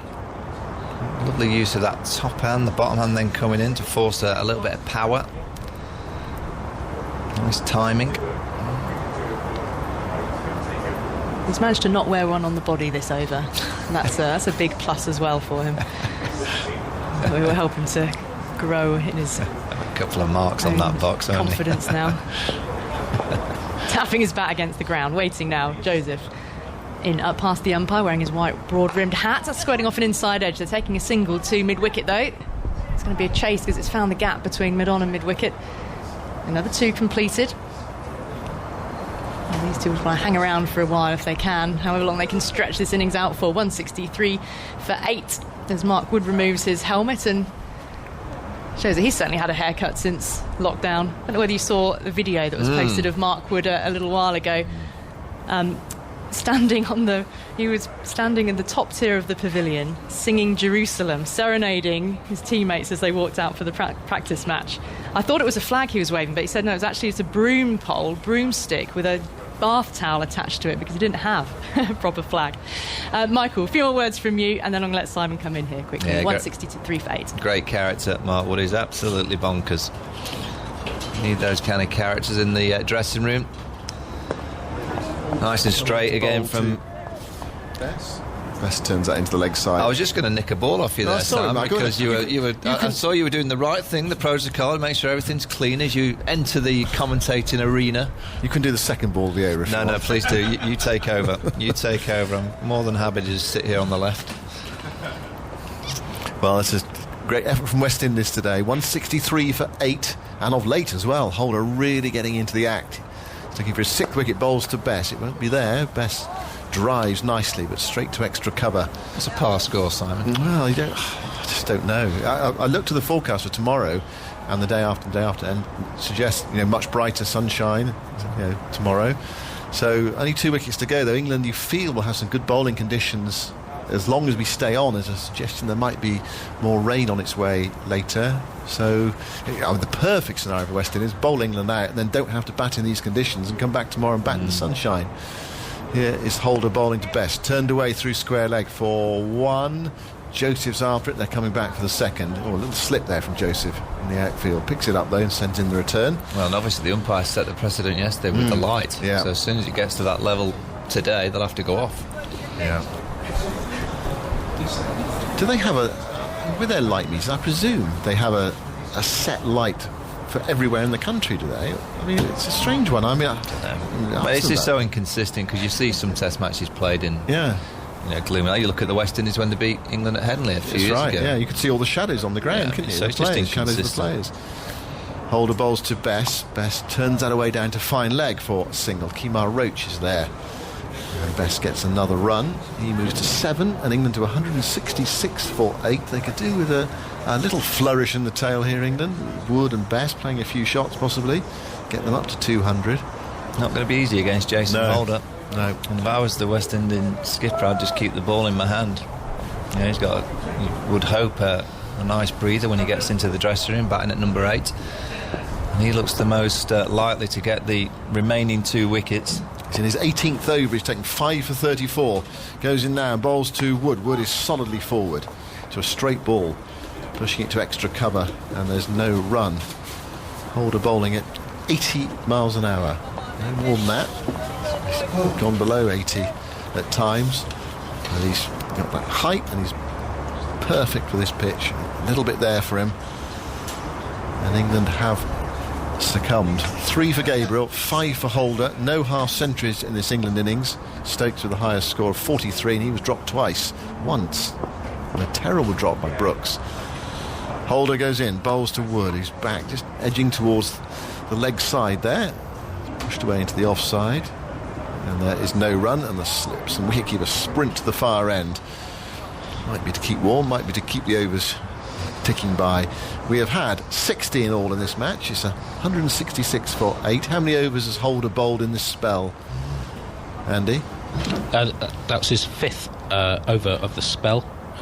3 for 10 in those 5, including 3 for 1 in 14 balls in the middle of it. I mentioned his 10 match figures. His last 10 matches, 55 wickets, average 11.8. Obviously we don't know what's going to happen in the rest of the game, but no bowler in Test cricket. I'll come back to this stat after this ball from Joseph. This is Joseph going in to bowl to Bess, and Bess guides that away off the back foot nicely, square with the wicket towards the deep cover boundary. The chase is on, and they come back for 3 runs. I was watching the ball there. Is it 2 or 3? 3. John Campbell chasing out towards the cover boundary. 169 for 8. Yeah, so Holder, 55 wickets average, fractionally under 12 in his last 10 tests. No bowler in Test cricket has averaged below 13 in a 10-test spell since Tony Locke in the late 1950s. What? And other than him, only Jim Laker since the First World War. Joseph bowls to Wood. Wood plays uppishly into the offside, gets away with it through extra cover. Chase on for Kemar Roach to the boundary. It's touch and go. He gets there and does touch it. He knocks it back inside the rope, heads towards the advertising boards and then steps back inside the rope and sends in the return. You don't mind this from England. No. Play a few shots and then get out there bowling. Thomas is here. Yeah. So 3 more, 2 threes in the over. Yeah, get bowling while there's cloud covers about. There's no point in defending and trying to drag it out. You almost want a quick 20 or 30 and then get Jimmy Anderson with the ball in his hand. Like the old days on covered pitches when you would declare it's 60 for 8 or something. Yeah. Go out and bowl. Yeah, I kind of make you right. 172 for 8. Joseph in on the pads there. Not a great delivery. Turned away by Best down towards deep back with square leg. And they're coming back for 2 runs. 174 for 8. Just talking there about Jason Holder, say 7th Test 5 for first against England. I tell you what he's developed. He's always been able to have that nice wrist position to get the ball sort of swinging away to the offside with his height. But also what he's got now, he's got that little wobble seam which then can dart back at you. So you just can't sort of set yourself for his away swing, and then he comes a bit straighter, you knock it through the leg side. You know, he's always making you push out at those little away swingers because he does have the ability. Joseph bowls a short ball outside the off stump, you know, ignored by Bess. To do you on the inside edge as well, crash into the stumps or get you LBW. I think that's what he's been working on, and that's what's just elevated him to these, you know, good stats. When he first was on the scene, he's just a bit one-trick pony, perhaps. Do you know what I mean? You know, yeah. Where is he in terms of? I can tell you actually in terms of games and Test match wickets. There we are. He's 106 before this game, so he's up to 111 now at 26. So it shows you the dramatic improvement. Yeah. Joseph bowls, played defensively by Bess towards mid-wicket, and there's no run. And I think that just boils down to he's got another delivery, or has obviously been working hard at this other delivery that can beat you on the inside edge. Yeah, because for a tall man, you know, do you have how many he's bowled and LBWs for a tall fella? How many's he got out of those wickets that are bowled and LBW? Today or in his career? Just in his career, or is that? Andy's going to look that up. Is that a step too far, a bridge too far? No, no, not at all. Best weights for Joseph, played to mid-wicket by Bess, and there is no run. That was a profitable over for England. Joseph 0 for 41 from 11 overs, so they've picked him off a bit, as they did at Edgbaston when he played in that Test match 3 years ago. Yeah. 174 for 8 is the score. It's been all about Holder today, really. Oh, yeah. And a couple of wickets for Gabriel as well. Bess has 12. Wood has 5. England 174 for 8. Can they get up to the 200 mark? Jimmy Anderson to come. Probably has to be these two that get them close. Holder quickly in position for a new over. 3 slips in and a gully for Wood, and Wood is caught in the gully, driving, and there's another one for Holder. It was a tempter for Mark Wood, and he went for it, trying to crash it through the offside. Thick edge, and England have lost their 9th wicket. 174 for 9, and Mark Wood is on his way for 5. Classic way, really, to dismiss a lower order play. Just tempt them with the full ball. And a perfect length as well. Wasn't quite there for the drive. You know, it's difficult enough for the top order batsman to be crashing it through extra cover on the top of the bounce, but that just skipped again, and that shape, it was only really going to go to that slip cordon or the gully. To be fair, great catch. They just plucked it out. Yeah, Shea Hope away to his left, high. Yeah, went quick. Yeah, and they dropped a couple today. One difficult one, and one I can't believe it went down. It was not quite as straightforward as the one Joe Denley dropped in Hamilton. That was an absolute stunner, but it was not far away from Shamar Brooks. You expect those to be taken at this level. Yeah, well, 200 times out of 200, really. Yeah, the Shamar Brooks one. I mean, that one was a bit harder for Hope, it was. It was in that gully position, and he had a bit of sort of. Yeah. Yeah, it was above head height, but he got his hands and his arms in the right position. Good body shape for it, and gobbled it up. Yeah, he made it look quite straightforward. Yeah, he did. 174 for 9. Where are we in terms of tea, and if England are all out? 10 past 4 tea, so as long as the wicket falls between now and 20 to 4, England will come out and bowl before tea, so one of those potentially tricky half an hour for West Indies opens, but they'll be really buoyed by what they've done today. 174 for 9. Well, we've been talking about this West Indies bowling attack, haven't we? And they've done the business, haven't they? They really have. You know, they've dried England up. There was that little spell when Butler and Stokes were trying to sort of wrestle some initiative back, but Holder then brought himself back on, didn't he? And said, right, no, we're going to dry up the runs and put pressure on. And it's worked. They've done very, very well and bowled very, very nicely as a unit. Yeah. 6 for 34 from Holder. Where is he in terms of best in Test match cricket, Andy? Oh, well, this is currently his best. His previous best, 6 for 59. There we go. First, there's a chance to make it 7 for as well. First 7 for in Test cricket. You've got Jimmy Anderson in his sights. 3 slips in a gully and a short leg. Holder around the wicket, bowls to Anderson. Anderson runs it down to Shea Hope in the gully, who stops it, sprawling effort away to his left-hand side. And so there is no run. Did you have those overs he'd got bowled? 49 of his Test wickets have been bowled or LBW out of 112 now. So well over 40%, which is high for any fast bowler, particularly a tall one. Yeah.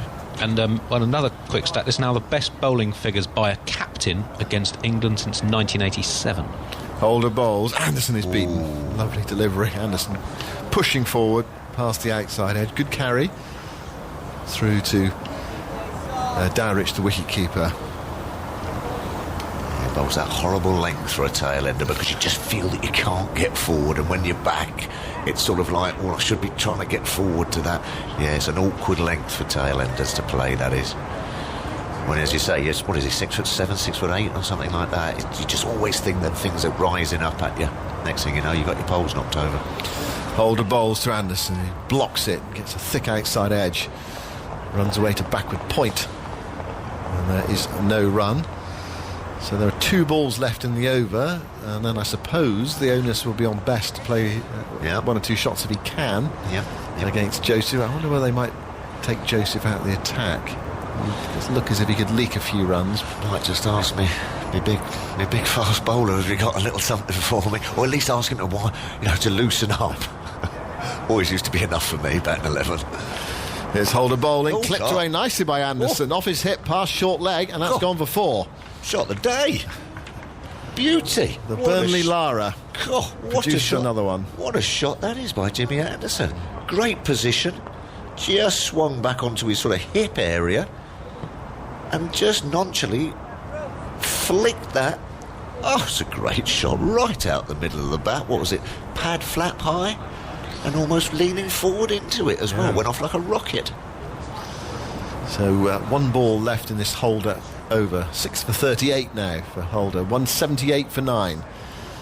Holder goes in, bowls to Anderson. He's in behind that comfortably, very comfortably, laying it towards mid-off, and there's no run. I suppose the one thing, Holder is tall. One thing about Jason Holder, he's not, in one way, he's not going to frighten you out.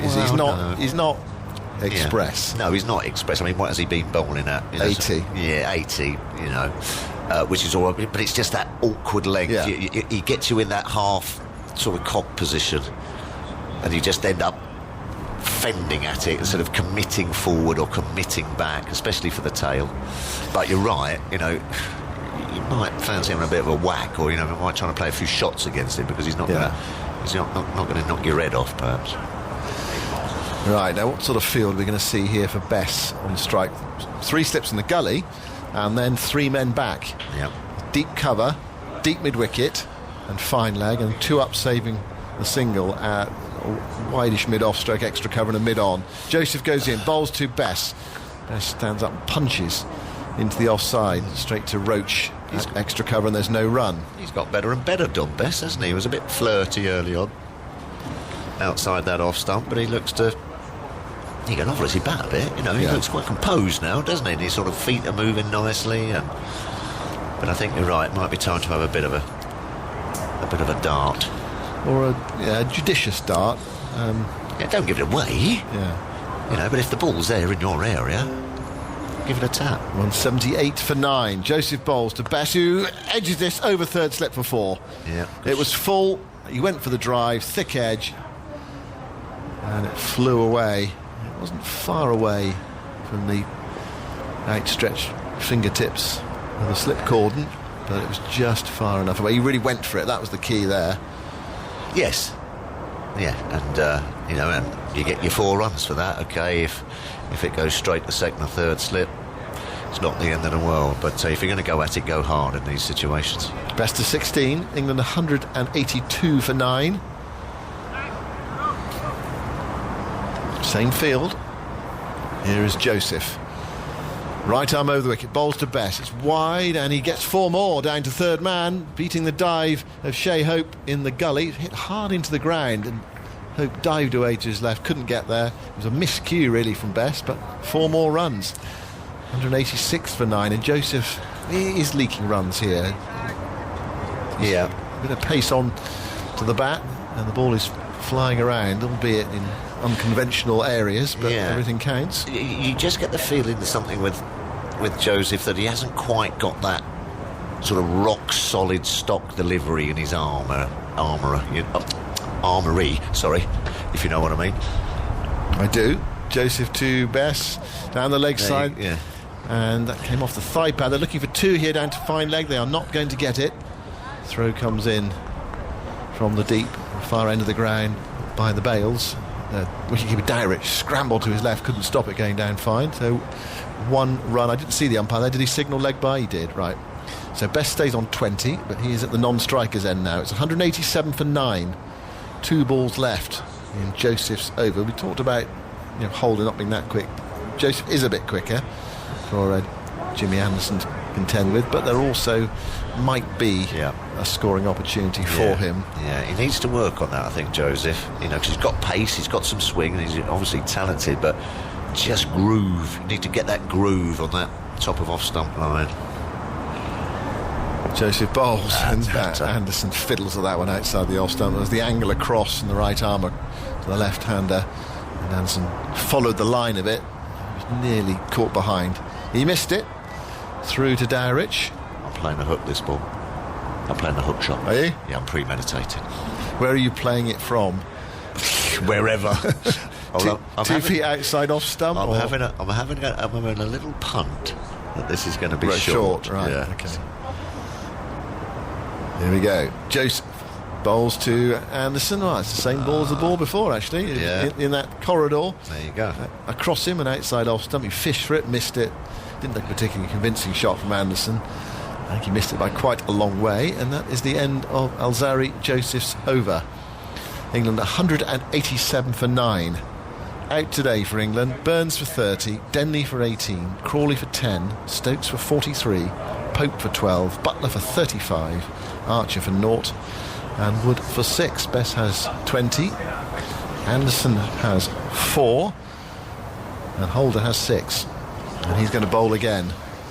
Yeah, it's an opportunity to become just the third captain to take a 7-wicket haul against England in Test. Imran Khan did so twice, his best of those being 7 for 40 at Headingley in 1987, and the Australian Monty Noble in Sydney in 1904 took 7 for 100, so he has a chance to join that short list. Here he goes, bowls to Bess. Bess nudges it away for 1 down towards Roach at fine leg.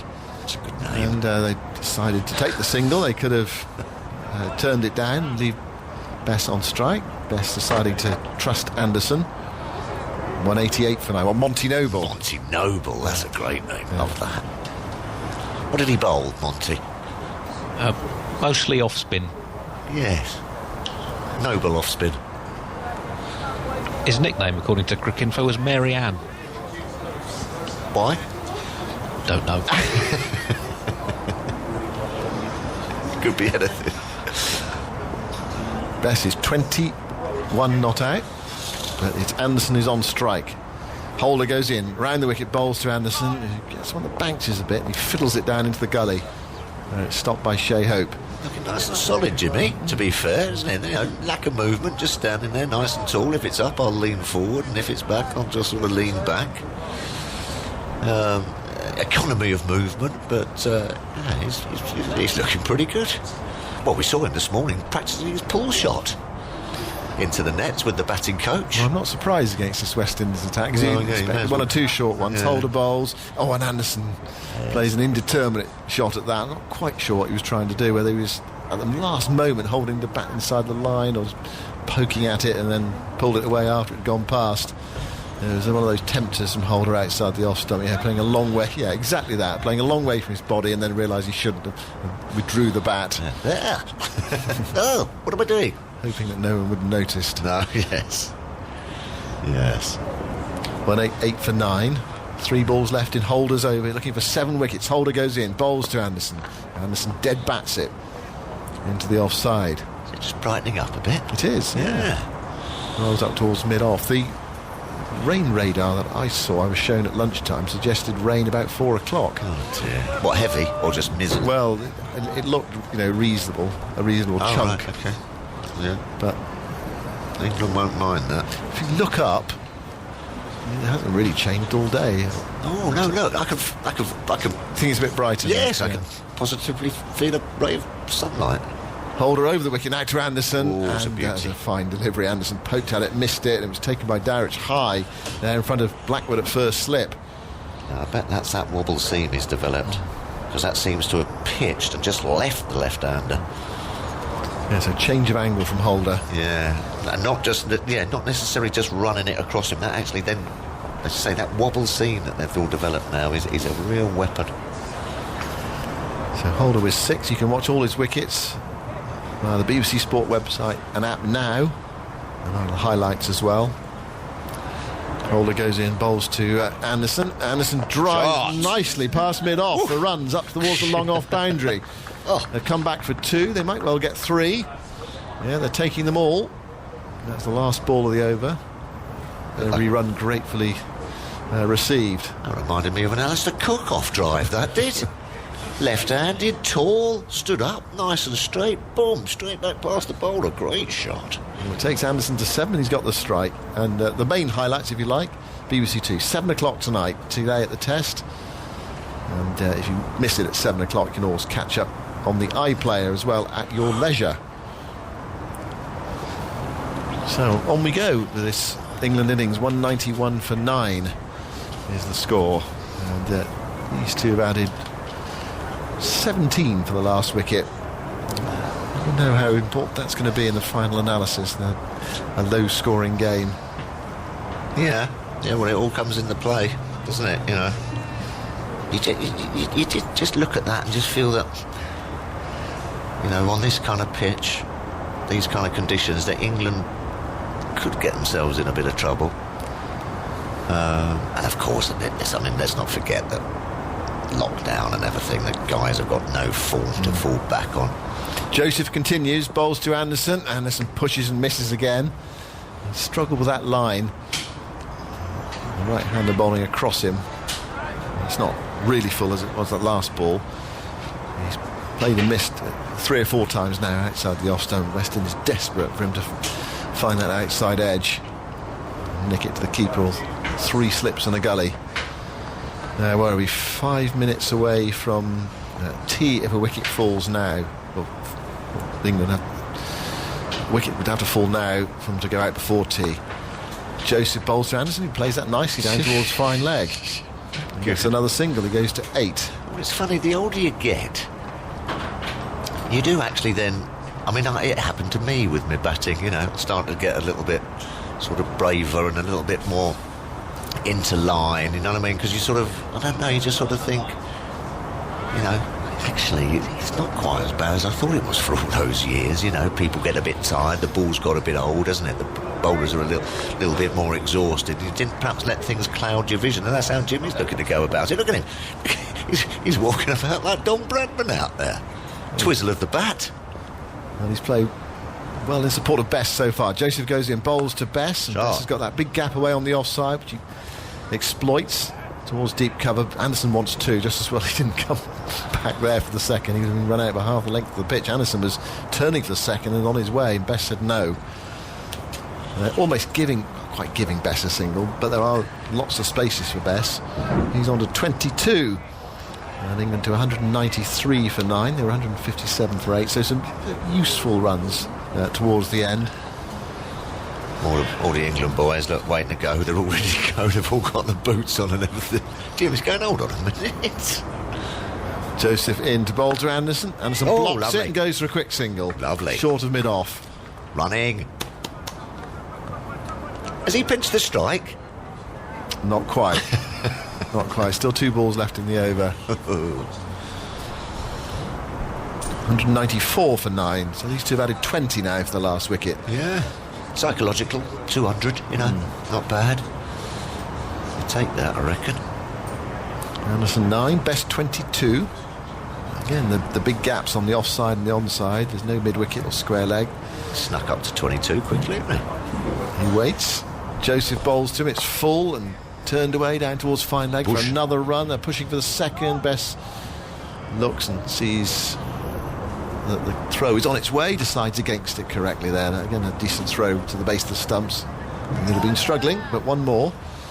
England to 195 for 9. And Best moves to 23.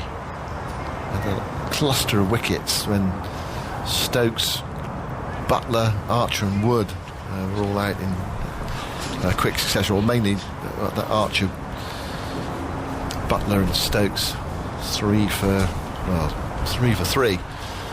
Joseph bowls, Anderson gets right in line then, takes one on the body, perhaps on the back thigh pad if he's wearing one, drops onto the pitch. It's the end of the over, so we have either one ball or one wicket or half an hour to go until tea. 195 for 9.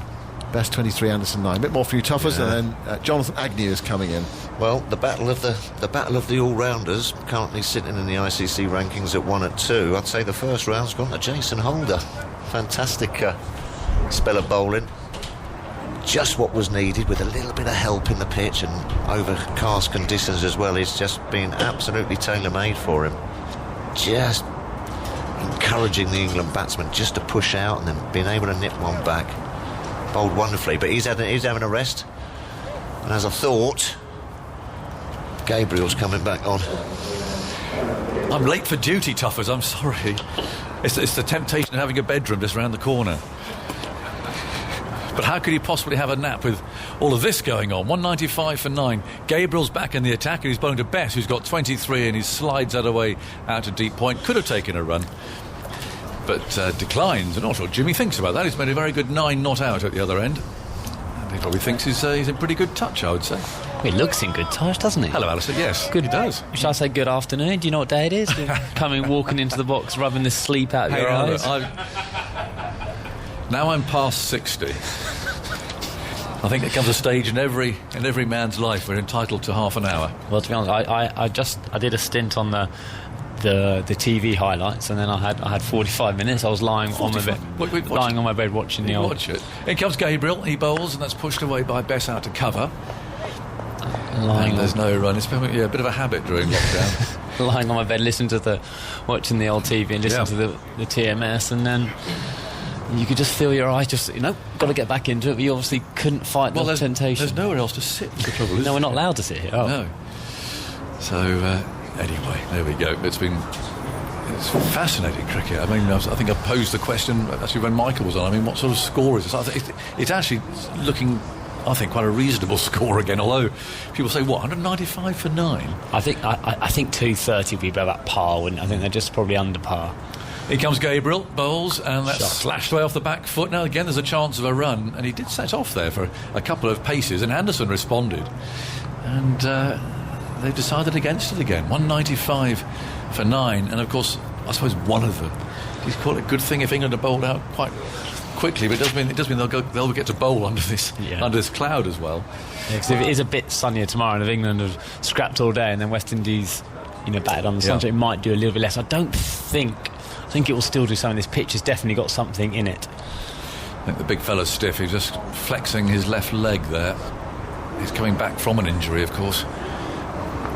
So he's on his way again, chest puffed out, rushing in past the umpire, hurls that down. Best throws his bat at it, and there's an appeal there from Holder at second slip, who's got every review right today, but that was given not out. He doesn't review it. And the good thing. It's not a good thing, but one of the things of there being no crowd is that at least up here we can hear edges, and there was definitely nothing on that one. I suppose the only thing, a lot of England players got starts in this game, a lot of double figure scores. It shows it's not a minefield, but possibly there is a ball in there for you, which I think it keeps everyone quite honest. It's a good cricket wicket to watch, isn't it? It's something to always keep you on the edge. It is. Now, the field is in to try and keep Bess at this end, or more accurately Anderson at that. Can he steal a single somewhere? Gabriel bowls to him. He tries to pull this out to mid-on. It dribbles away. It's not timed. I suppose he would take a boundary, but he's going to try and get one here. And that offside field is very tight. Anderson, can he get in the blocks? He's leaning on his bat at the moment. I was looking at some shots while I was watching the television of some of the lockdown hairstyles of the England players. There's a lot of long hair around. Ben Folks. They're too precious to let their friends cut it, are they? There's a lot going on, and I think that's why Sam Curran's wearing something on his head. 195 for 9. Here's the last ball of the over. Can he steal a single? Well, he tried to up and under that over third man and missed it. So Gabriel's done his job. Anderson will be on strike. And it's 195 for 9. I think take the singles, don't you? Jimmy's... Yeah, he can prod around. Well, as he keeps telling me, he's got a test match 81. I know. A world record. Just missed out, didn't he? I think they... I think every run is vital, isn't it? Here's a question from Neil. He says, I'm checking to see how close Jimmy Anderson is to being the highest run-scoring number 11 in Test cricket. That's a very good shout. Has he batted... Well, he would have batted ahead of Monty. So when Monty played, he would have been at 10. I'm going to put Murali up there as a possible. Chris Martin won't be. Tuffers definitely won't be. Oh, he was just... I don't know if you heard him, but he was telling Simon Mann that as he got older, he got braver and got more into line, which... I must have missed that. I can't believe no one has brought up. No, I think... well, it was fleeting. In goes Roach, bowls to Anderson, who pushes off the back foot. They want a quick single, they'll get it as well. A bit of a fumble there at point. And, well, point proven, really. And the Bess is now on strike. And Jimmy Anderson can quite happily keep his end up there. Tuffers tells a lovely story of the one day, and I empathise with him because it's the same for me, the one time in his life that he was actually in. Have you heard that? Heard him telling about that? It's lovely, and it is. I think it happened to me twice. Actually felt that you were seeing the ball, and it was an amazing experience. Tuffers felt in once when they were playing Worcestershire at Lord's, and he got 50. He got 2 first-class 50s, didn't he, I think, Tuffers? I'm not sure. I certainly got that one. Did you get one? I got 2. In goes Roach, bowls, and that's pushed away by Bess. Into the onside. Gabriel's lingering there. He's just holding back, saying, go on, you can take a single, but Bess won't take that. One was just a thrash. Cambridge University? Or no, certainly not. Actually, this is the one thing that Phil Tufton and I have in common, because my first one was against Worcestershire as well. And then I had a slog against Yorkshire. But, any bowlers bowling I'd have heard of? Paul Jarvis. Yeah. Arnie side bottom. Here's Roach bowling, pushed away again by Bess. And there's no run. They were Phil Carrick, bless him, who was playing for Yorkshire. Worcestershire, that's a harder one. Paul Pridgeon. I'm sorry, Paul. I can't He'd remember have been playing. Anyone quick, Aggers? Yes. John Inchmore. Do you remember Inches? No, you don't remember. Andy, you're shaking your head. You must remember John Inchmore at Worcestershire. Very, very fast indeed. Here's Roach, and that's steered away down to third slip. I think he was once described as the fastest bowler in the world. I don't believe. Was that by you when you were scoring your 50 or not? I did change my gloves, I'll tell you that. And there was a bit of confusion in the dressing room because I didn't have any others. No, John Inchmore was a steady... there'd be Worcestershire supporters shouting, come off it, Aggers. Inches was a hard-working... A workhorse. He was a workhorse. But he was a big lad. 500 first-class wickets, average 28. There you go, yeah. 196 for 9. Roach on his way. Bowls steered by Bess for 4. Has brought the man up as well. 4 runs.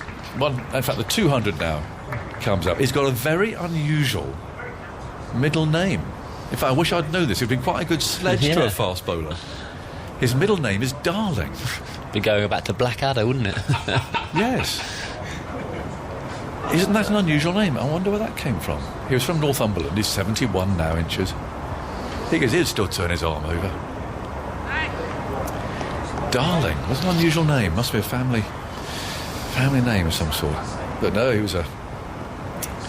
played many games, 200-odd first-class matches. Off goes Roach, bowls, and that's 4 more to Bess, who's playing an excellent innings here. Into the 30s he goes.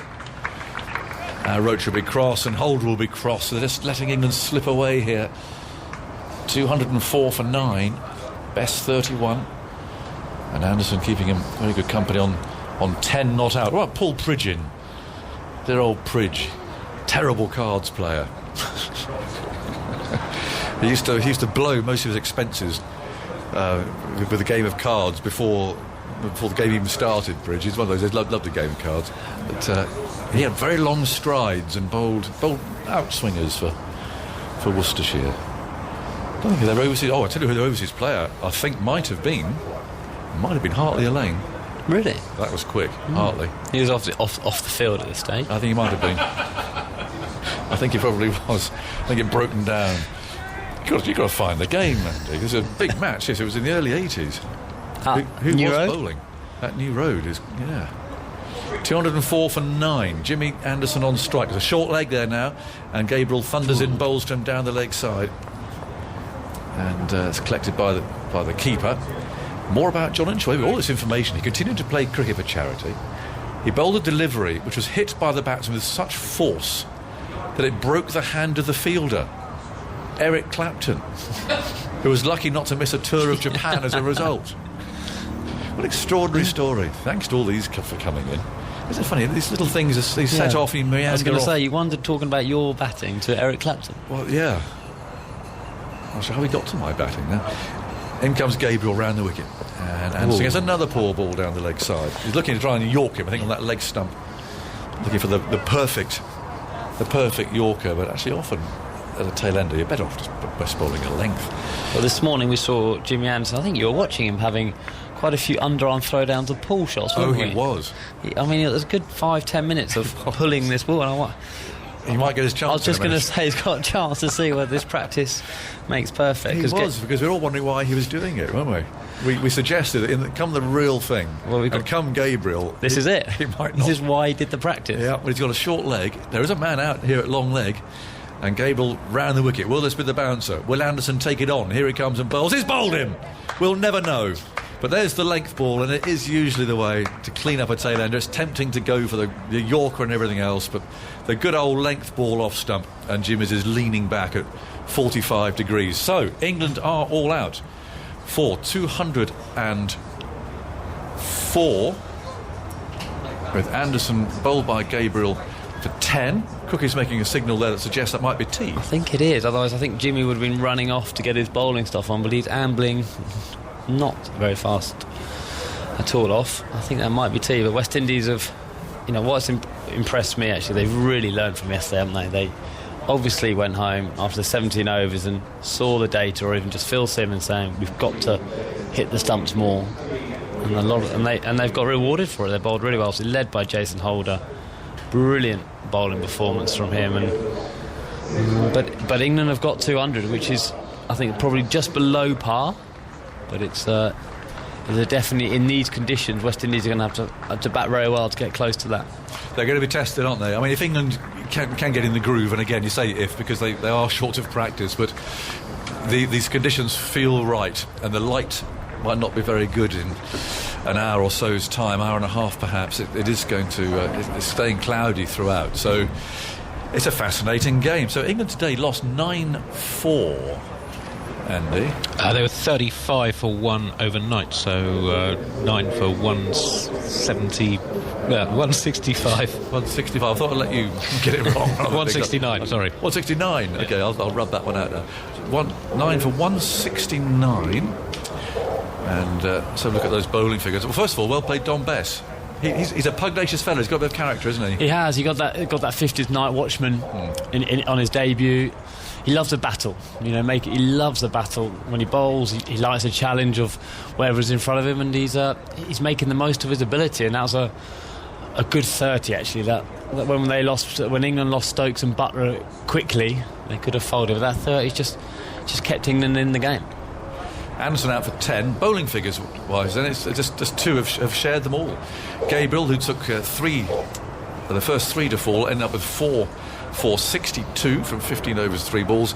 Jason Holder, number 1 all-rounder in the world. And here you go, 20 overs, 6 maidens, 6 for 42.